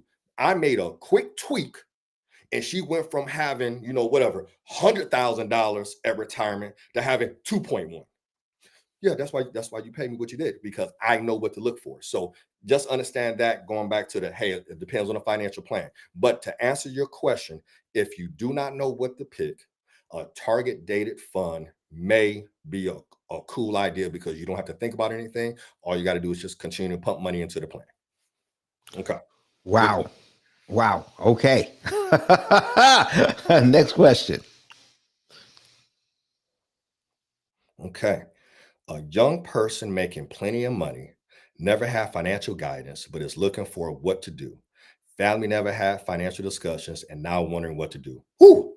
Thank you, Guy. Thank you, Mr. Harris, for asking that question. All right, y'all. After 20 years of doing this, and I know I don't look like I've been doing this 20 years, so trust me, I didn't start when I was like 9. I'm actually pretty old. I have gray hair underneath this hat. After 20 years of doing this, over the past 5 years, I came to this realization. Folks don't need strategies. Let me say that again, and I'm going to add to it. We can all go to the YouTube, the Googles, and get a bunch of information. There's Instagram, everybody throwing a strategy on Instagram. You should do this, you should do that, right? And I start having, like, really digging in and working with clients and going beyond just, hey, you should do this, you should do that. What we started doing, which we had no idea was going to have the impact that it did, is we started helping clients first unpack their money story before they started investing. Okay. So you may ask, Perry, what's your money story? Your money story effectively is your financial DNA. So the same way I'm 6'2", almost 6'3", 250 pounds. Yeah, I'm a little overweight for my height right now, but it's okay. But you inherit how to manage money from whom? You learn it from your parents. You either learn what to do or what not to do. From your grandparents, what to do and what not to do. You start to actually, so you're either going to go one or two ways. Oh, I don't want to do this how my mom did it, so I'm going to do it this way. Or this is how my mom said do it, so this is what I'm going to do here. So the challenges that a lot of us have with money ain't that there's lack of information or lack of strategies. You can jump on here and get some amazing information. I appreciate that whoever said amazing, right? You can jump on Google the same way I'm jumping on Google. I don't know the answers to everything, but I know what question to ask. I could jump on Google and get an answer, right? But how you are managing money today is a direct reflection on your money story. And let me unpack that a little bit more here for you. Many folks had that same situation. We didn't talk about money, right? But that's part of the money story. So when I look at my money story, and I share this inside the Facebook group, I actually do a 3-part series on it. So if you want to hear more details about it, definitely join the Facebook group and get the 3-part series on it. What I learned from my mom, well, let me start with my dad first. What I learned from my dad, we never talked about investing. We never talked about saving. The only financial advice he really ever gave me was, have you more than one hustle? Have you an A, B, C, and a D hustle? And he lived that. He was a firefighter. We had a tree trimming service. We were both lifeguards. He was a basketball referee. He was a track referee. Like, he literally had 7 to 8 hustles, right? And we had a family paper out on top of that. So that's how that's all I knew about money, right? Just get you a hustle. You know what I'm saying? If you lose one, be able to fall back on your B and C game, right? So that's how, as an adult, I thought about money. Hey, if I need more money, go get me another hustle. It was never, hey, put this money to work, invest it so you don't have to work anymore. And that money now can pay your bills because you put in assets that, what do we say? Accumulate assets that generate passive income and to cover your lifestyle expense. We never had that conversation, right? Now, on my mom's side, my mom It's like, man, like if YOLO, you know what I'm saying, you only live once was a person, you know what I'm saying? God rest her soul. My mom just passed here in September, so I love her to death. But her deal was like this: hey, if you want to get it, go buy it. You know what I'm saying? So she had immaculate credit. I remember she spent put $10,000 on a credit card to get to pave the driveway so I could work on my basketball game. Right. And she always paid everything on time. She had immaculate credit, but she never said, hey, I got a 720 credit score. She's like, pay stuff on time, pay it off, and they keep giving you more money. So she lived a YOLO lifestyle. When we collected money on the paper route, we went straight out to eat. Okay. So now combine those two. Hustle, have you 10,000 hustles, and live YOLO. I don't care what strategy is out there. If that's my financial DNA, I'm going to move that way. And in my earlier years of being in the industry, it kicked my butt because I'm now a financial advisor. I got a $4 million real estate portfolio. I got an all white Jag.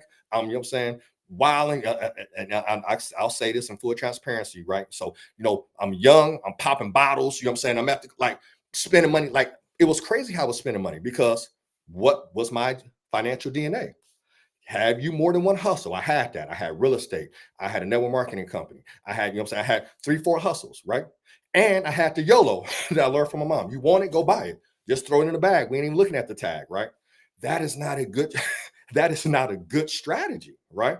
But I had to sit back and unpack my money story, unlearn some things, and then seek advice for correction on how I viewed money.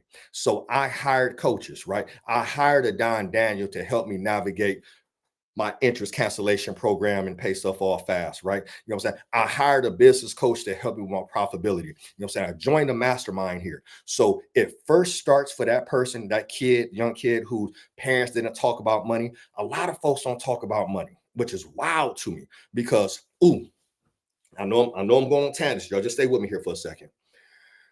There's a book that we reference all the time called The Jewish Phenomenon. And it goes, The Jewish Phenomenon. I just want to make sure I give you the right title here. 7 Keys to Enduring Wealth of a People. So if you may or may not know this, yep, there's our website right there. You may or may not know this, but the Jewish population is less than 4% of the global population, but they control over 40% of the world's wealth.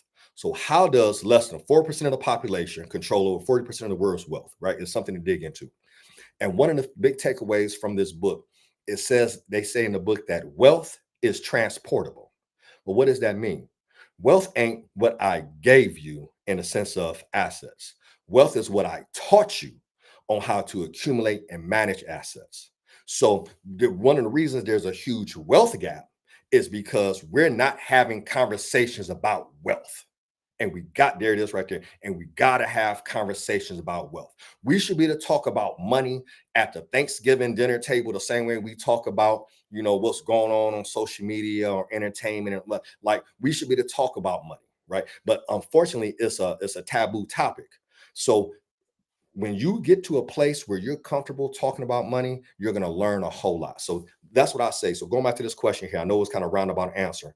A young person making money, cleaning up money, never had financial guidance, please hire somebody to work with, right? Hire somebody to work with, hire a mentor, hire a coach, hire a financial advisor, because you don't know what you don't know. And if your money story is that of, hey, I'm making a lot of money, but I don't know what to do with it, go talk to people who actually know what to do with it. And the pin on that I'm going to put is this: don't be afraid to ask for receipts. There's a lot of folks out here talking about what they do, and I do this and I do that. And if anybody worth their salt, you should be like, so tell me how your account is set up. Show me how much wealth you have. You know what I'm saying? Like, hey, can I talk to 2 or 3 of your clients? So that's kind of my guidance on that. So you got to seek help. You don't know what you don't know. All you know is your money story. And there's going to be some things in there that you need to unlearn. All right, cool. Good question. Wow. Okay. All right. Can you repeat pillar number 2 and 3? Yeah. So number 2 of the wealth accelerator method, right? Pillar number 1 is cash flow management. A lot of different pieces to that. Pillar 2, systematic leveraged investing. Systematically, automatically putting money into an asset. leverage, growing that asset to where you can actually borrow against it and get other people's money, and then using that borrowed money to then go out and acquire assets to create cash flow. And number three is tracking and scoreboarding, knowing your numbers. You should know your numbers at all the time. And I use this example when I say scoreboard. So I'm a former athlete, kind of, I probably alluded to that. Oh, but actually read that in my bio, right? So I played Division I basketball. My daughters play basketball. They're phenomenal athletes. They're getting after it. And so imagine for, if you played a sport, even if you didn't play a sport, you watched the game. Imagine if you was watching, the NBA finals, right? Or the World Series, and there was no scoreboard. You don't know how much time is left on the clock. You don't know what quarter or inning it is. You don't know if you should be fouling. You don't know if you're up or down. So imagine playing a game and then you look at me like, so there's no scoreboard. So are we up? Are we down? Are we losing? Are we winning? Do we need to foul? Do we need to call a timeout? How much time is left? Now, take that same image and apply that to your finances. If you ain't got no scoreboard and you ain't tracking your numbers, you're like playing a game of basketball, football, baseball, soccer, whatever the case may be, with no scoreboard. You have to track these numbers. You need to know these numbers. So that's the third piece. So first pillar, cash flow management. Second pillar, systematic leverage and investing. Third pillar, scoreboarding and tracking. Listen, we're going to talk about this next week, folks. When we get back from our break, we're just going to bring up the pill method opportunity cost calculator, which tracks your income and the expenses that we're talking about, so you'll know what to do with that money. Do you know how many people I talk to that have no idea how much money they even make? They don't know how much money they make, and they really don't know how much money they're spending. Absolutely not. So without a systematic way to track that, you cannot have a financial plan. So when we come back from the break, the next week after Thanksgiving, we're going to bring up the pill method opportunity cost calculator and talk about planning that part of the three pillars. How can you track your income and your expenses to know what to do with your money? So we're going to bring that up. Thank you, Perry. Absolutely. Yep. And it's golden. You know what I'm saying? So I used the pill method on the personal side and it was having so much success. I reached out to Mr. Daniel. I said, hey man, I need this for the business side. You know what I'm saying? I was looking like a fiend. I was like, hey man, y'all got any more of that software out there? I'm trying to use that one. Hey man, y'all got any more of them pill methods out there? Man, I'm paying stuff off. So, but what I love about it is that with that pill method piece, with the coaching as well as with the AI, that's one less thing I have to think about, because let's keep it 100 with you.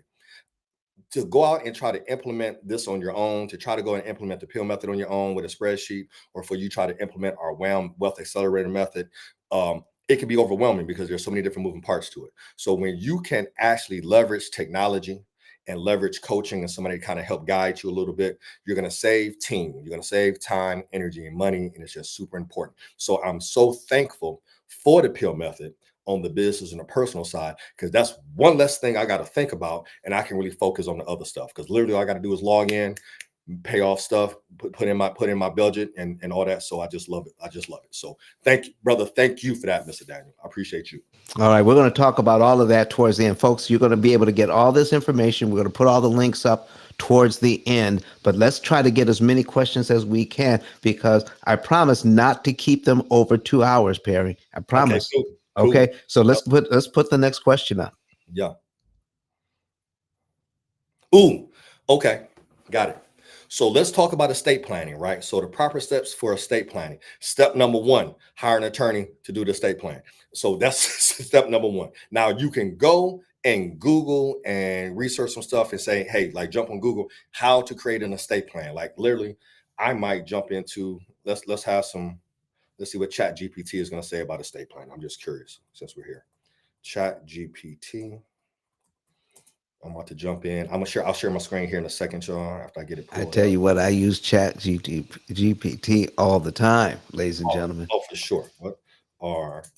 I'm curious to see if it's going to say it in a more concise way than I'm going to try to explain. What are the proper steps for estate planning. Let me share my screen here, y'all.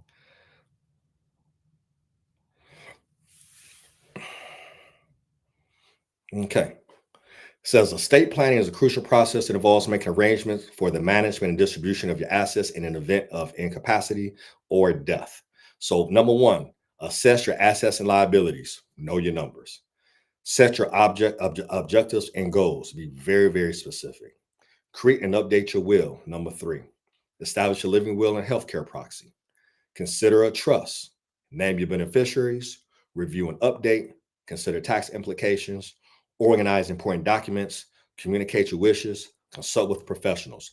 I would have put this consult with professionals as number one because they would have given you the templates and everything in the folders that you need to kind of do everything else, and also determine, what your will needs to look like, what your trust needs to look like, and things of that nature, right?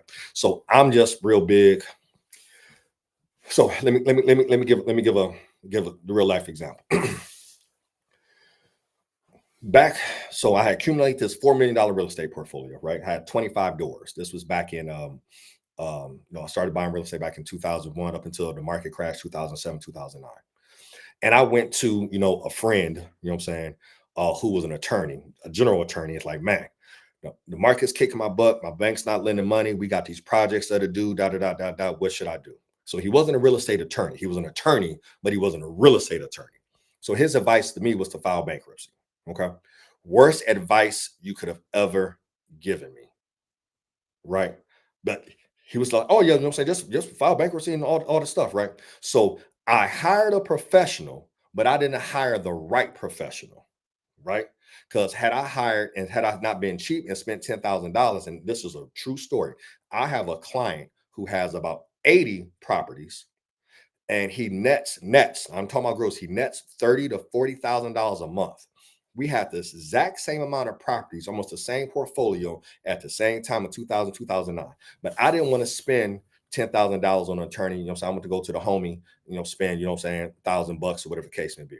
So I ended up losing my entire portfolio. It just ended up imploding and blah, blah, blah.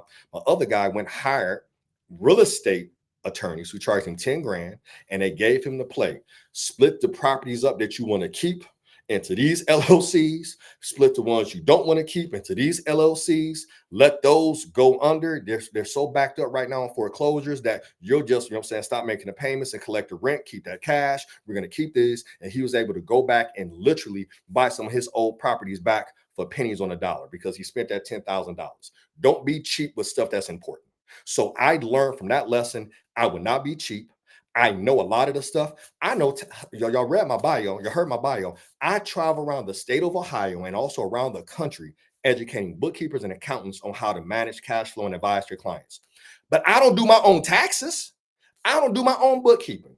I'm gonna let an expert do that because the tax laws change and things of that nature, right? So same way with this piece over here, I have attorneys. I have a business attorney, I have an estate planning attorney. So I'm just of the mindset, hire the expert who specializes in that, not the homie, not the generalist. You know what I'm saying? So, hey, if you need heart surgery, are you going to the foot doctor? Right? No, they work on fungus. They a doctor, but they know fungus. They don't know what to do with your heart. So I'm not having the foot doctor, work on my heart, or if I need a brain surgeon, right? So go get you an expert that specializes in that space. I apologize if I'm yelling at y'all. So going back, so with the estate planning, first consult with a professional, right?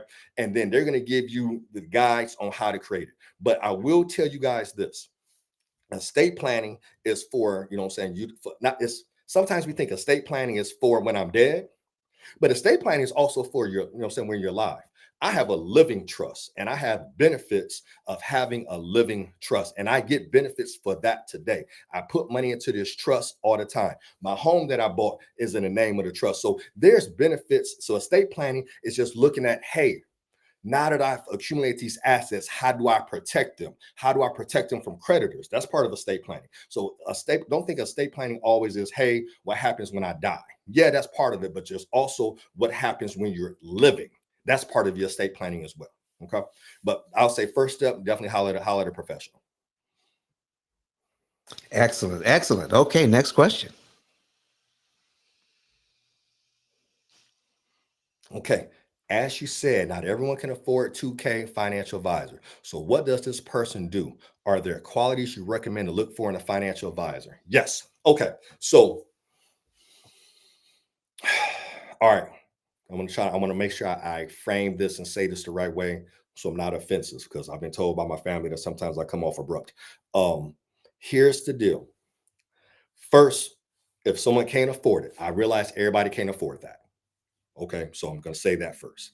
I'm also going to say to that same person that says, man, I can afford 2K. And I say, that's fair. But I do have a question for you.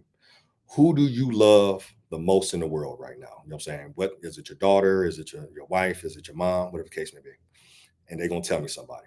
And I'm going to say, okay. And if you had to come up with $2,000 to save their life, could you come up with $2,000?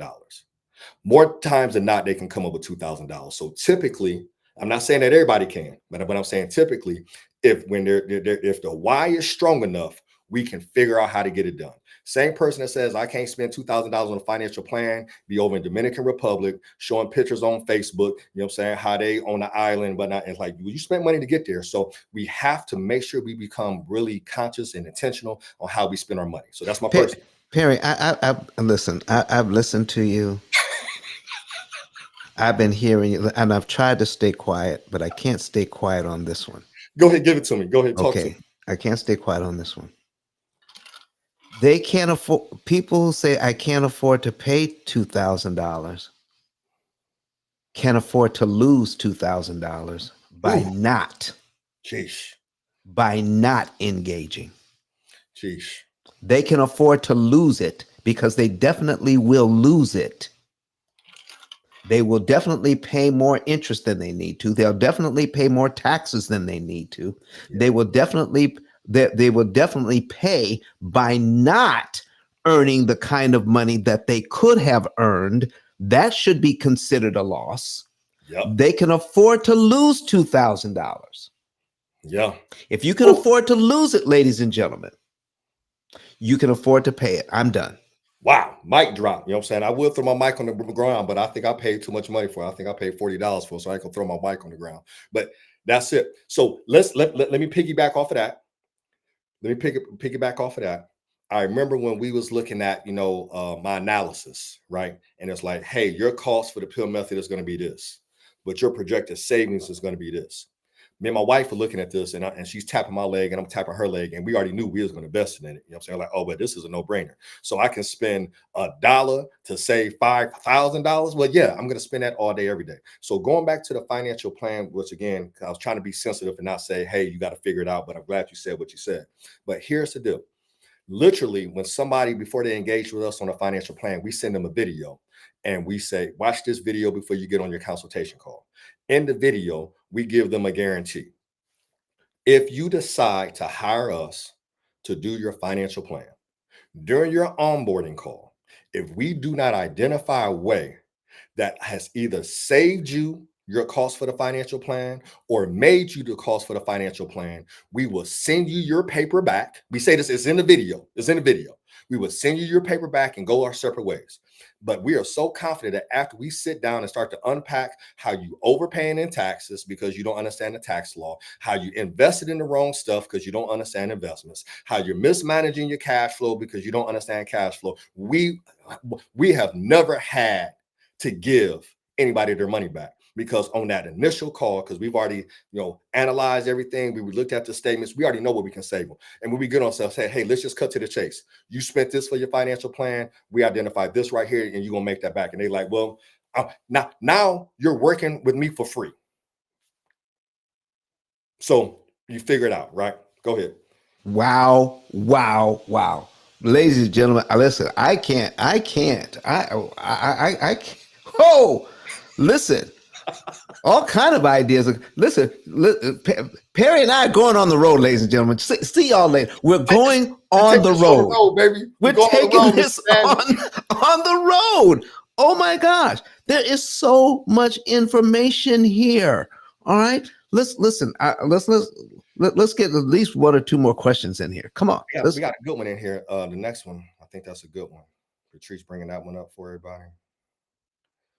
Can you give the questions for the end of your financial? Yeah. Hold on one second here. I'm going to go ahead and pull it up here.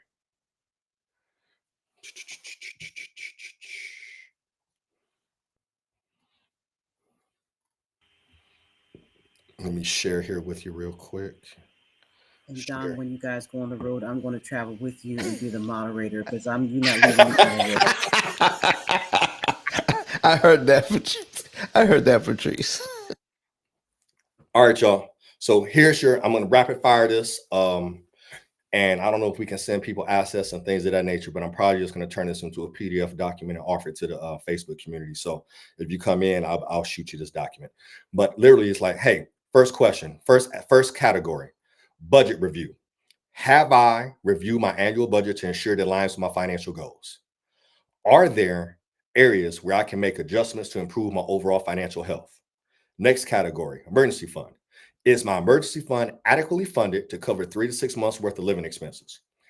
Do I need to make any adjustments to my emergency savings based on changes in income or expenses? Debt management. Have I reviewed my outstanding debts and made a plan to pay down interest debts or get you? Don't get me started, Mr. Daniel. All right. Or also, are there opportunities to refinance, consolidate debts to save interest? Right.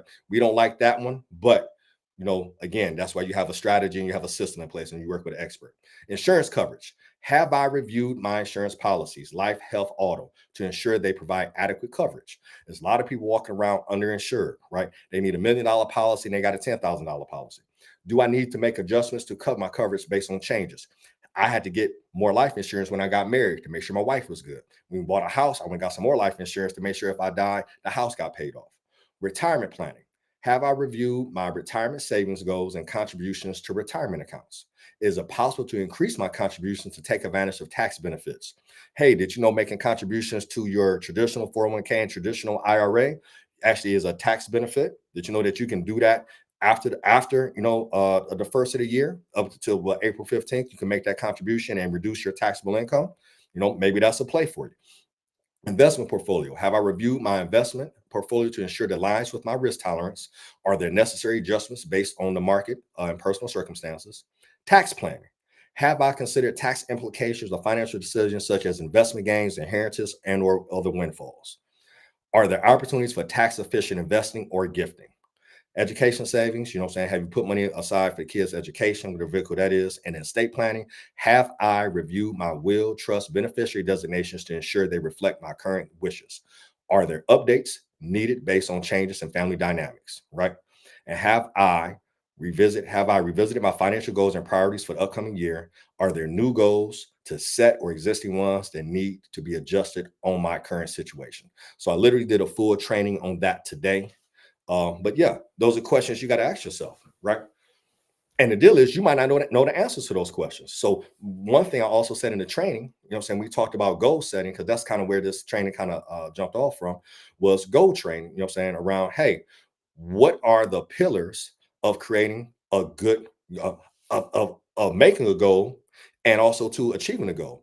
Those 4 pillars, since we're sharing stuff, make the goal specific, GPS destination. Don't tell me, hey, Mr. Daniel, what's your financial goal for 2024? Man, I'm trying to create generational wealth. What does that even mean? Versus, hey, I want to increase my passive income from $100 to $2,000, right? That's now a very specific goal. So your goal has to be like a GPS. I use the example. If I'm driving from Ohio to Texas, I'm not getting in the car and my man talking about, hey, how we getting into Texas? Mr. Daniel, like, hey, bro, how we getting to Texas? And I'm like, hey, man, I'm going to go southwest and we're going to figure it out. First of all, Texas is huge. I could be in one part of Texas, be 12 hours away from where I need to be. What am I going to put in? I'm going to put in the street address, the zip code, and all of that. So I go straight there. That's how specific you have to be on your goals. Then you have to set a deadline. Folks kill me with this. Oh man, I want to make X amount of dollars. Cool. When you want to do it by? Because you want to make $1 million. Well, if you make $25,000 a year and work 40 years, you've made $1 million. So is that the plan? I don't know. Is that the plan you're talking about, or you want to make $1 million in the next? Like, when do you want to make it? You got to have a deadline. I like quarterly goals. You need to work your numbers, love your numbers, and reverse engineering. Everything you're trying to get accomplished financially starts with a calculator. I promise to goodness.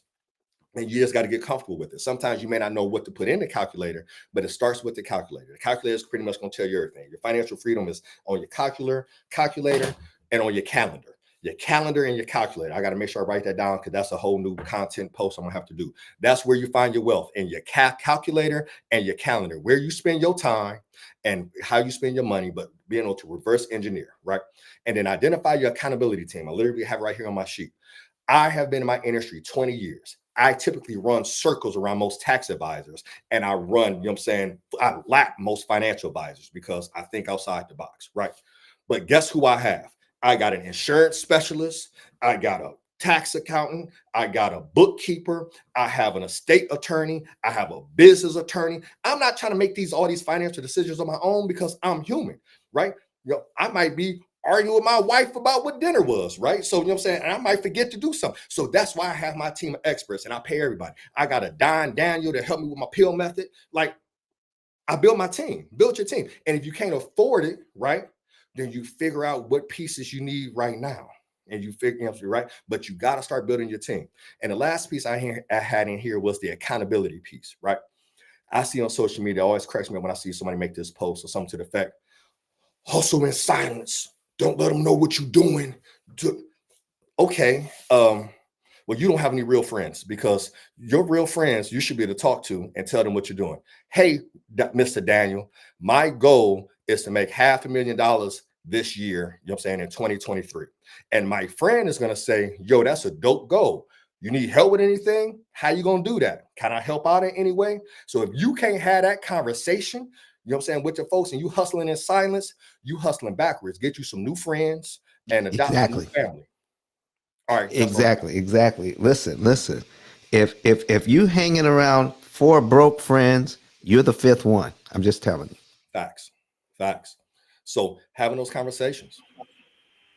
All right, gentlemen, I'm doing a time check here. We're at 10:22. We respect your time. Perry, you've been dropping diamonds in this joint. I'm serious. I'm sorry, I forgot we were living at a church. I had to write my name. It's all good. You know what? You live my best life. As my mom would say, bless her heart, she'd be like, God knows my heart. Right after she cussed you out, Okay. God know my heart. So it happens to the best of us. Don't worry about it. It looks like somebody wants us to do. I see I did that. Wants us to do the tour stop in NYC. Yes, we have to stop in NYC. No doubt. Yeah, so we need to. Go. So no. Listen. Hey Don, we're gonna talk about this thing because we may have to do a couple of cities. Man. Come on now. Listen. Okay, it's already. I'm spoken. It's in the atmosphere. So real quickly, I'm going to get one more question in there, and this is something that was very pivotal that I think I wanted to address real quickly. Okay. You talked, Perry. You mentioned and touched briefly on the trust. Yeah. And I think we talked about this behind the scenes right before we got started. Yeah. So can we dive in just a little bit if you have an extra time, just to kind of get into that? Let's go into the trust in conjunction or comparing that with a will. Yeah. And exactly why trust is what are the benefits of a trust? Gotcha. Particularly if you are managing your assets and wanting to have it, sort of be a legacy for the next generation. Yeah. And I'm going to make this a twofold question, so you can go from one to the other. Okay. The next thing is the living trust. Yeah. And you mentioned about purchasing properties in your homes and living trust. Yeah. So the question that I have, obviously, the first is having that attorney to help you with that, navigate those waters. Mm-hmm. How long does it take to get a living trust? And can you take property you currently have and transfer it into the living trust and out of your name? So that way now it becomes part of your overall, that financial plan. Yep. So let me just tackle that last question, that latter one now. Yes, you can always transfer assets to the name of the trust. We bought our home initially in my name, and then we transferred it to the name of the trust. So you can always transfer assets to the trust. So to answer that question, absolutely yes. And then let me jump in and just share my screen. So throw it up for everybody, Patricia, if you can. Will do. All right. So without getting into a whole bunch of legal jargon, I'm gonna try to keep it just as simple and 100 as we can. Your will is going to dictate where your stuff goes. hey, I want my daughter to get my basketball shoes. She's going to get my Jordans. So that's kind of what your will is going to do, is kind of dictate where those possessions go. Your living trust, or your trust, is where the true generational wealth is going to come into play. Both are going to be needed for, to avoid probate and your stuff going to the state. But the living trust is a living, breathing document, which gives your wishes over your overall finances and all of your assets into the future. But again, like I said earlier, you can still benefit from it today as far as using the trust for asset protection and things of that nature. That's a whole nother conversation. But I'm going to share with you guys our trust. So here's my backstory. My wife and I have been married 6 years. Okay. My daughters, I have twin daughters, are 14. My daughters are not her biological children. Okay. So we have kind of a blended family situation going on. We have me and my wife, and then she has my kids. One daughter stays with us full time. The other one still travels back 50-50. I know it sounds crazy with twins, but that's how we're set up and we make it work. So I had to go out and create something to make sure that I protected my wife and also protected my kids. So had I not created this document here, if something were to have happened to me, one child may have had to go back and stay with their biological mom, which they don't want to do. And also, two, if I had their name as the beneficiary on my insurance, those money, because the kids are minors, would have went to that parent, right? And we don't want that either. So we got a bunch of moving parts going on. So when you have a bunch of moving parts going on, don't think people are going to do what's best. Always default to worst case scenario and having documentation that says what happens. So here's our trust, and this is literally our trust. You asked one question: how long does it take to set up? It took us maybe 30 days, and it's just 30 days because I wouldn't really want to think about what I wanted to add to it. So I went to my estate planning attorney and said, "Hey, I need a trust." And I said, "Now, I never had a trust before. We want to build this out. How do we make this happen?" Right. And he started asking me questions. Again, hired the expert. I didn't know what I didn't know. So he said, "Hey, clients, other clients kind of like you, Perry, they have this piece and they have this in the trust. So let me break down what this trust is doing for my family." Okay. So these first couple pages are the templated stuff. Nothing fancy there. Right. Hey, blah, blah, blah. This is just simple trust language. Okay. But then we get into some really good stuff here. So I have a couple $1 million worth of insurance on me. And now this is going to say how these funds are going to be distributed to the girls, right? So let me start here. So tangible personal property: after the death of the grantees, the trustees should distribute certain items, tangible property, to specific beneficiaries pursuant to Exhibit A. So I can call out here, hey, you get this, you get that. You know what I'm saying? So this supersedes the will. Second deal, division of trust, what that looks like. Distribution for children. Okay, how the money goes to them. But then let's get to the fun stuff. So right now, the beneficiary, hey, sweetie, you just want to come? You need something? Okay, good night. Give me a hug. Say hi to the peoples. This one of the babies here. Great game today. Love you. Oh, you're alive. Yeah, I'm alive right now. I told you I'm working. Bye. That's why I have to leave the game early. Goodbye. Okay. Love you. All right, cool. All right. So this is why we do this, right, for the kids. So bring that trust back up here. So distribution for children. I now have this set up to where, hey, money, my beneficiary on my life insurance policies is the trust. Not my wife, not my kids, the trust. Okay. So we now have money set aside where $20,000, when it's time for them to drive, they get $20,000 for a car.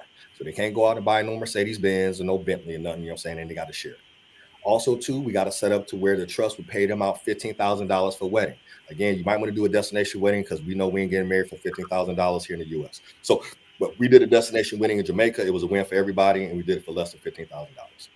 Also, too, the trust is set up that if they hit a certain grade point average, they get $250 or $500, depending if they hit merit roll or honor roll. If they decide to go to college, same thing applies, depending on where you hit. $1,000 for a 3.0 to 3.5 and a 3.5 to 4.0, you get $2,000. Income matching. I love this piece right here. So if they decide to start a business, because we are teaching entrepreneurship in our home, if they decide to start a business, the trust is going to match their gross income. for, I believe, the first 5 calendar years. So not their net income, their gross income. So if they start their business and they make $20,000 gross, the trust is going to match that $20,000 to keep them in business and give them that, you know what I'm saying, give them an incentive to keep going. If they decide to take over one of my companies, the trust is going to pay them $10,000 a month for 24 months. That is $240,000 for them to keep the business afloat while they decide whether or not they want to keep working with the clients or not, right? So that's broken down that way. So that's awesome there. And then the trust says, hey, at this age, you know what I'm saying, outright distribution to the kids, we are not giving folks who are under 25 years of age a couple $1,000,000. So they get 1/4 of the assets. Because what would you do when you was 25, 22, 23 with $1,000,000? Lord have mercy. You know, just a second, Perry. Yes. Folks, I apologize. We are going to go over 2 hours this time, but please forgive me. But Perry, keep going. Okay, got it. Yep, we're rocking and rolling. Because we're going to go over 2 hours this time. Just No worries. this one time. Yes, we're going to give them 1/4 the assets at 25, 1/3 the assets at 30, and then we're going to break them off the rest of the money when they turn 40, when they mature enough to actually manage money, kind of handle money, right? So all of this is built into the trust, and it's a living, breathing document, so I can always change it. So this is what you call a revocable living trust. Revocable means that I can cancel it, shut it down, add, you know what I'm saying, all that stuff. An irrevocable trust, you can't change. You know what I'm saying? This is what it is. So this is a revocable living trust, and it's set up pretty lovely. So this protects my wife, this protects our kids, and make sure they're set up in the whole nine. So I'm always willing to share this with folks just so they can see it, because before I had a trust, I didn't know what everything that needed to be included in it, right? And I think we've set the girls up pretty good. And what's lovely about it is that, you know, we can always add things to it. Hey, I started another business. Okay, cool. Let me add the kids to that whole piece. So that's the deal with that. So that's why we love the trust. Like I said, after we bought the home, I very quickly moved the title to the name of the trust. And I remember taking the daughters across the street and we looked at our crib. And I said, so you know, this is your house. And she's like, what did kids like? You know, yeah, Dad, we know this is our house. I said, no, this is your house. The Jeffries Family Trust owns this house. What's your last name? Jeffries. So this is your house. So you take pride in this home because this is your legacy. This is something that you should be able to pass down to your kids. And it just hit differently for them. So I love that we kind of talked about the trust on the way out the door to kind of put a cap on all of this stuff, because ultimately, if we're talking about really creating generational wealth, it ain't about your crypto account, it ain't about your stock account. It's really about your paperwork. Do you have the correct paperwork in place? Because this trust right here, a lot of people have heard how the Rockefellers became their own bank. This is how they did it, right? I know I sound like Jay-Z when I say that, you know what I'm saying? This is how they did it, you know what I'm saying, on the 444 album. But here's the deal. This is how they did it. So the Rockefellers had all, you know, everybody in the family, you know what I'm saying, that had life insurance, named the trust as the beneficiary. So that trust got tax-free dollars that went into the trust. And watch this, because I'm going to connect the dots with the Wealth Accelerator method. So now they have, you know, millions of dollars in this trust account. Now, when the little mini Rockefellers come up and they want to, hey, I need $100,000 to go buy this apartment building, they would let them borrow money out the trust. But this is the part that people don't know. They actually never took money out to trust. They got a line of credit on the trust, used the trust as collateral, and used that line of credit to give the little Johnny Rockefeller in case he went out there and did something reckless, you know what I'm saying? And they didn't lose anything out the trust and didn't have any taxable events. So they avoided taxes, kept their asset earning money, however it was invested, you know what I'm saying, the whole nine, and they were still able to lend out to the family. And little Johnny had a note where he had to pay the loan back. And if he didn't pay the loan back, hey, it's just a bad debt we're going to write off, you know what I'm saying? So there you go. I think that's a good cap to anything. Is there any clarifying questions that we have about that? Wow. You're muted, Patrice. Because I'm sitting here. When I tell you, I'm not joking. I'm not joking. I'm not joking. This is absolute. I mean, please, Perry. I don't know how we can do this. Maybe before the end of the year. I don't know how we can talk about this, but it'll be great for the both of you to come back on just one more time before the new year, or even at the top of the year, just for maybe a special show as people are planning for 2024 and, you know, what to look for. Tax laws are changing, what's going on with LLCs, and LLCs now being encouraged to go into trusts and all that sort of stuff. It's a lot of layers when it comes to our finances. So sure. We definitely want to make sure you'll have you guys back. But I'm going to just say, everybody, thank you so much for hanging in here. We have been up to like on average 50 people strong for over 2 hours. And Wow. and the replay on this is going to be crazy, because I know everybody's going to share the link on this. So Yes. prepare to be sick of them. Wow. So This has been off I'm ready. the chain, ladies and I'm gentlemen. ready. I did not even anticipate that it was going to. I knew it was going to be good, but my goodness, Lord have mercy. I had man, this is beyond phenomenal. Beyond phenomenal. Perry, thank you so very, very much for the information, that how God has poured into you, and then you poured into us. Phenomenal, man, phenomenal. And let me say, listen, when you when you are a have this kind of knowledge and you're willing to share it, because I love what you said, that the knowledge is free, but implementation Yeah. implementation, Yeah. all right, and I call it a value proposition. Okay, I said implementation is a value proposition. There's something you're going to have to pay for. Yeah. But listen, this is great stuff. The information that you gave out is information that people have to pay for. Are you hearing me, everybody? What you got tonight was a master class. Come on. Paid for by the Holy Spirit. That's all I'm saying. That's all I can say. That's all I can say. So, ladies and gentlemen, listen, we're going to jump out of here, but I wanted to put some things on the screen before we get out. Here's Perry's the Facebook page. Okay, mm-hmm. Cash Flow Unlocked. Okay, Cash Flow Unlocked. So don't miss out on that. All right, and then because the links are actually in the chat, and here is his website, Diamond Equity Advisors. All right. And here's the book that he talked about, The Jewish Phenomenon, 7 Keys to an Enduring, to the Enduring Wealth of a People. Okay. And here is my information. Okay. We have ice10k.com, ice10k.com. All right.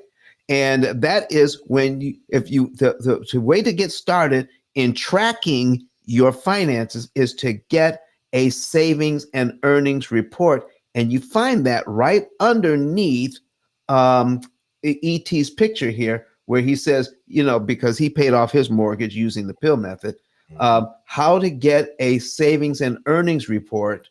And it comes up like this. It's a free savings and earnings report. Know the month, day, and year you can be debt free. Know how much interest you are going to be able to save, and then give an idea of how you can take those savings and turn it into a return on that investment. So that's why we call it a savings and earnings report. Okay. Mm-hmm. So this is why we put. So once you find that out, we link you with Perry. And then it says, okay, we know what you're doing as far as debt reduction. We know how much money we're working with, and this is where the leveraging point comes in. This much to debt, this much to wealth creation, and we all work together. Most financial planners will work in opposition to interest cancellation. Yep. This one will work in conjunction with you, ladies and gentlemen. All right. Here is my book, The Pill Method. And right now on Amazon, we are number 22 on Amazon. And what is amazing on the bestsellers, if you go to bestsellers in Seventh-day Adventist Christianity, I want you to see something here. For gift ideas, we are number 3. Can you believe that? Thank you, everybody. I appreciate you for this. We're number 3 for gift ideas of, like for Christmas. And coming up, let me see here. And for most wished for book, we're number 2. How about that? All right. So praise the Lord for that. And here is the website, the Pill Method website. And not only, but last but not least, the Pill Method YouTube channel. So, ladies and gentlemen, there's a lot of information here for you tonight. Don't forget to that we're off next week, but when we come back, we're going to feature the AI system, the cloud-based AI cloud-based computing program that does all of this work, that gets you set up to get into your financial plan by understanding your core finances. Tracking income and expenses is key. I mean, tracking every penny. Every dollar has what, Perry? Every dollar has a job. Leave no Every dollar dollar. unemployed. Leave no dollar unemployed. No dollar unemployed. This is the key to it all. And no, you've got to have something that will help you manage that money. And we're the only game in. You used to say our only game in town, but we're the only game on the planet that does this, ladies and gentlemen. The only game on the planet that does this, and we're bringing it to you as a way of showing our appreciation and giving back to the community. The Bible says, freely you have received, now freely give. All right. So listen, ladies, so I want to let you go. We've been here. We're 10 minutes over, but I'm praying for your forgiveness here. And we're going to give Perry opportunity to say some parting words, and then we'll pray and say goodnight. Super quick, y'all. First of all, thank you for those who joined us, who spent over 2 hours with us. Thank you for your energy. We love you. We appreciate you. We're here to help you. Second, shameless plug, join the free Facebook group, connect with me in there, shoot me a message. Love to hear from you, get your feedback. And then also too, thank you to Mr. Daniel. Thank you to Patrice. This is just awesome. This is how wealth is created, right? It's not the strategy as much as it is getting that understanding, right? And changing the mindset and learning what you don't know and things of that nature. I can go on and on about it. So thank you so much. And then also too, thank you to the church. Like the fact, and I hope I don't speak out of turn when I say this, but the fact that a church is actually putting on an event that can really move the financial needle for the congregation, kudos to the church. You know what I'm saying? Like, wow, that's major. Like I've been asked to come in and speak in different platforms and things of that nature, but to have, if we can get the church in alignment, like how powerful can we be? Like, you know, say I have a client who's a dentist, and asking the other day, I asked on the page, hey, what's the purpose of money? And he said the purpose of money. I'm gonna read it to you guys real quick, and then I'm off of here. I asked the question today, and he said, I thought his answer was so telling.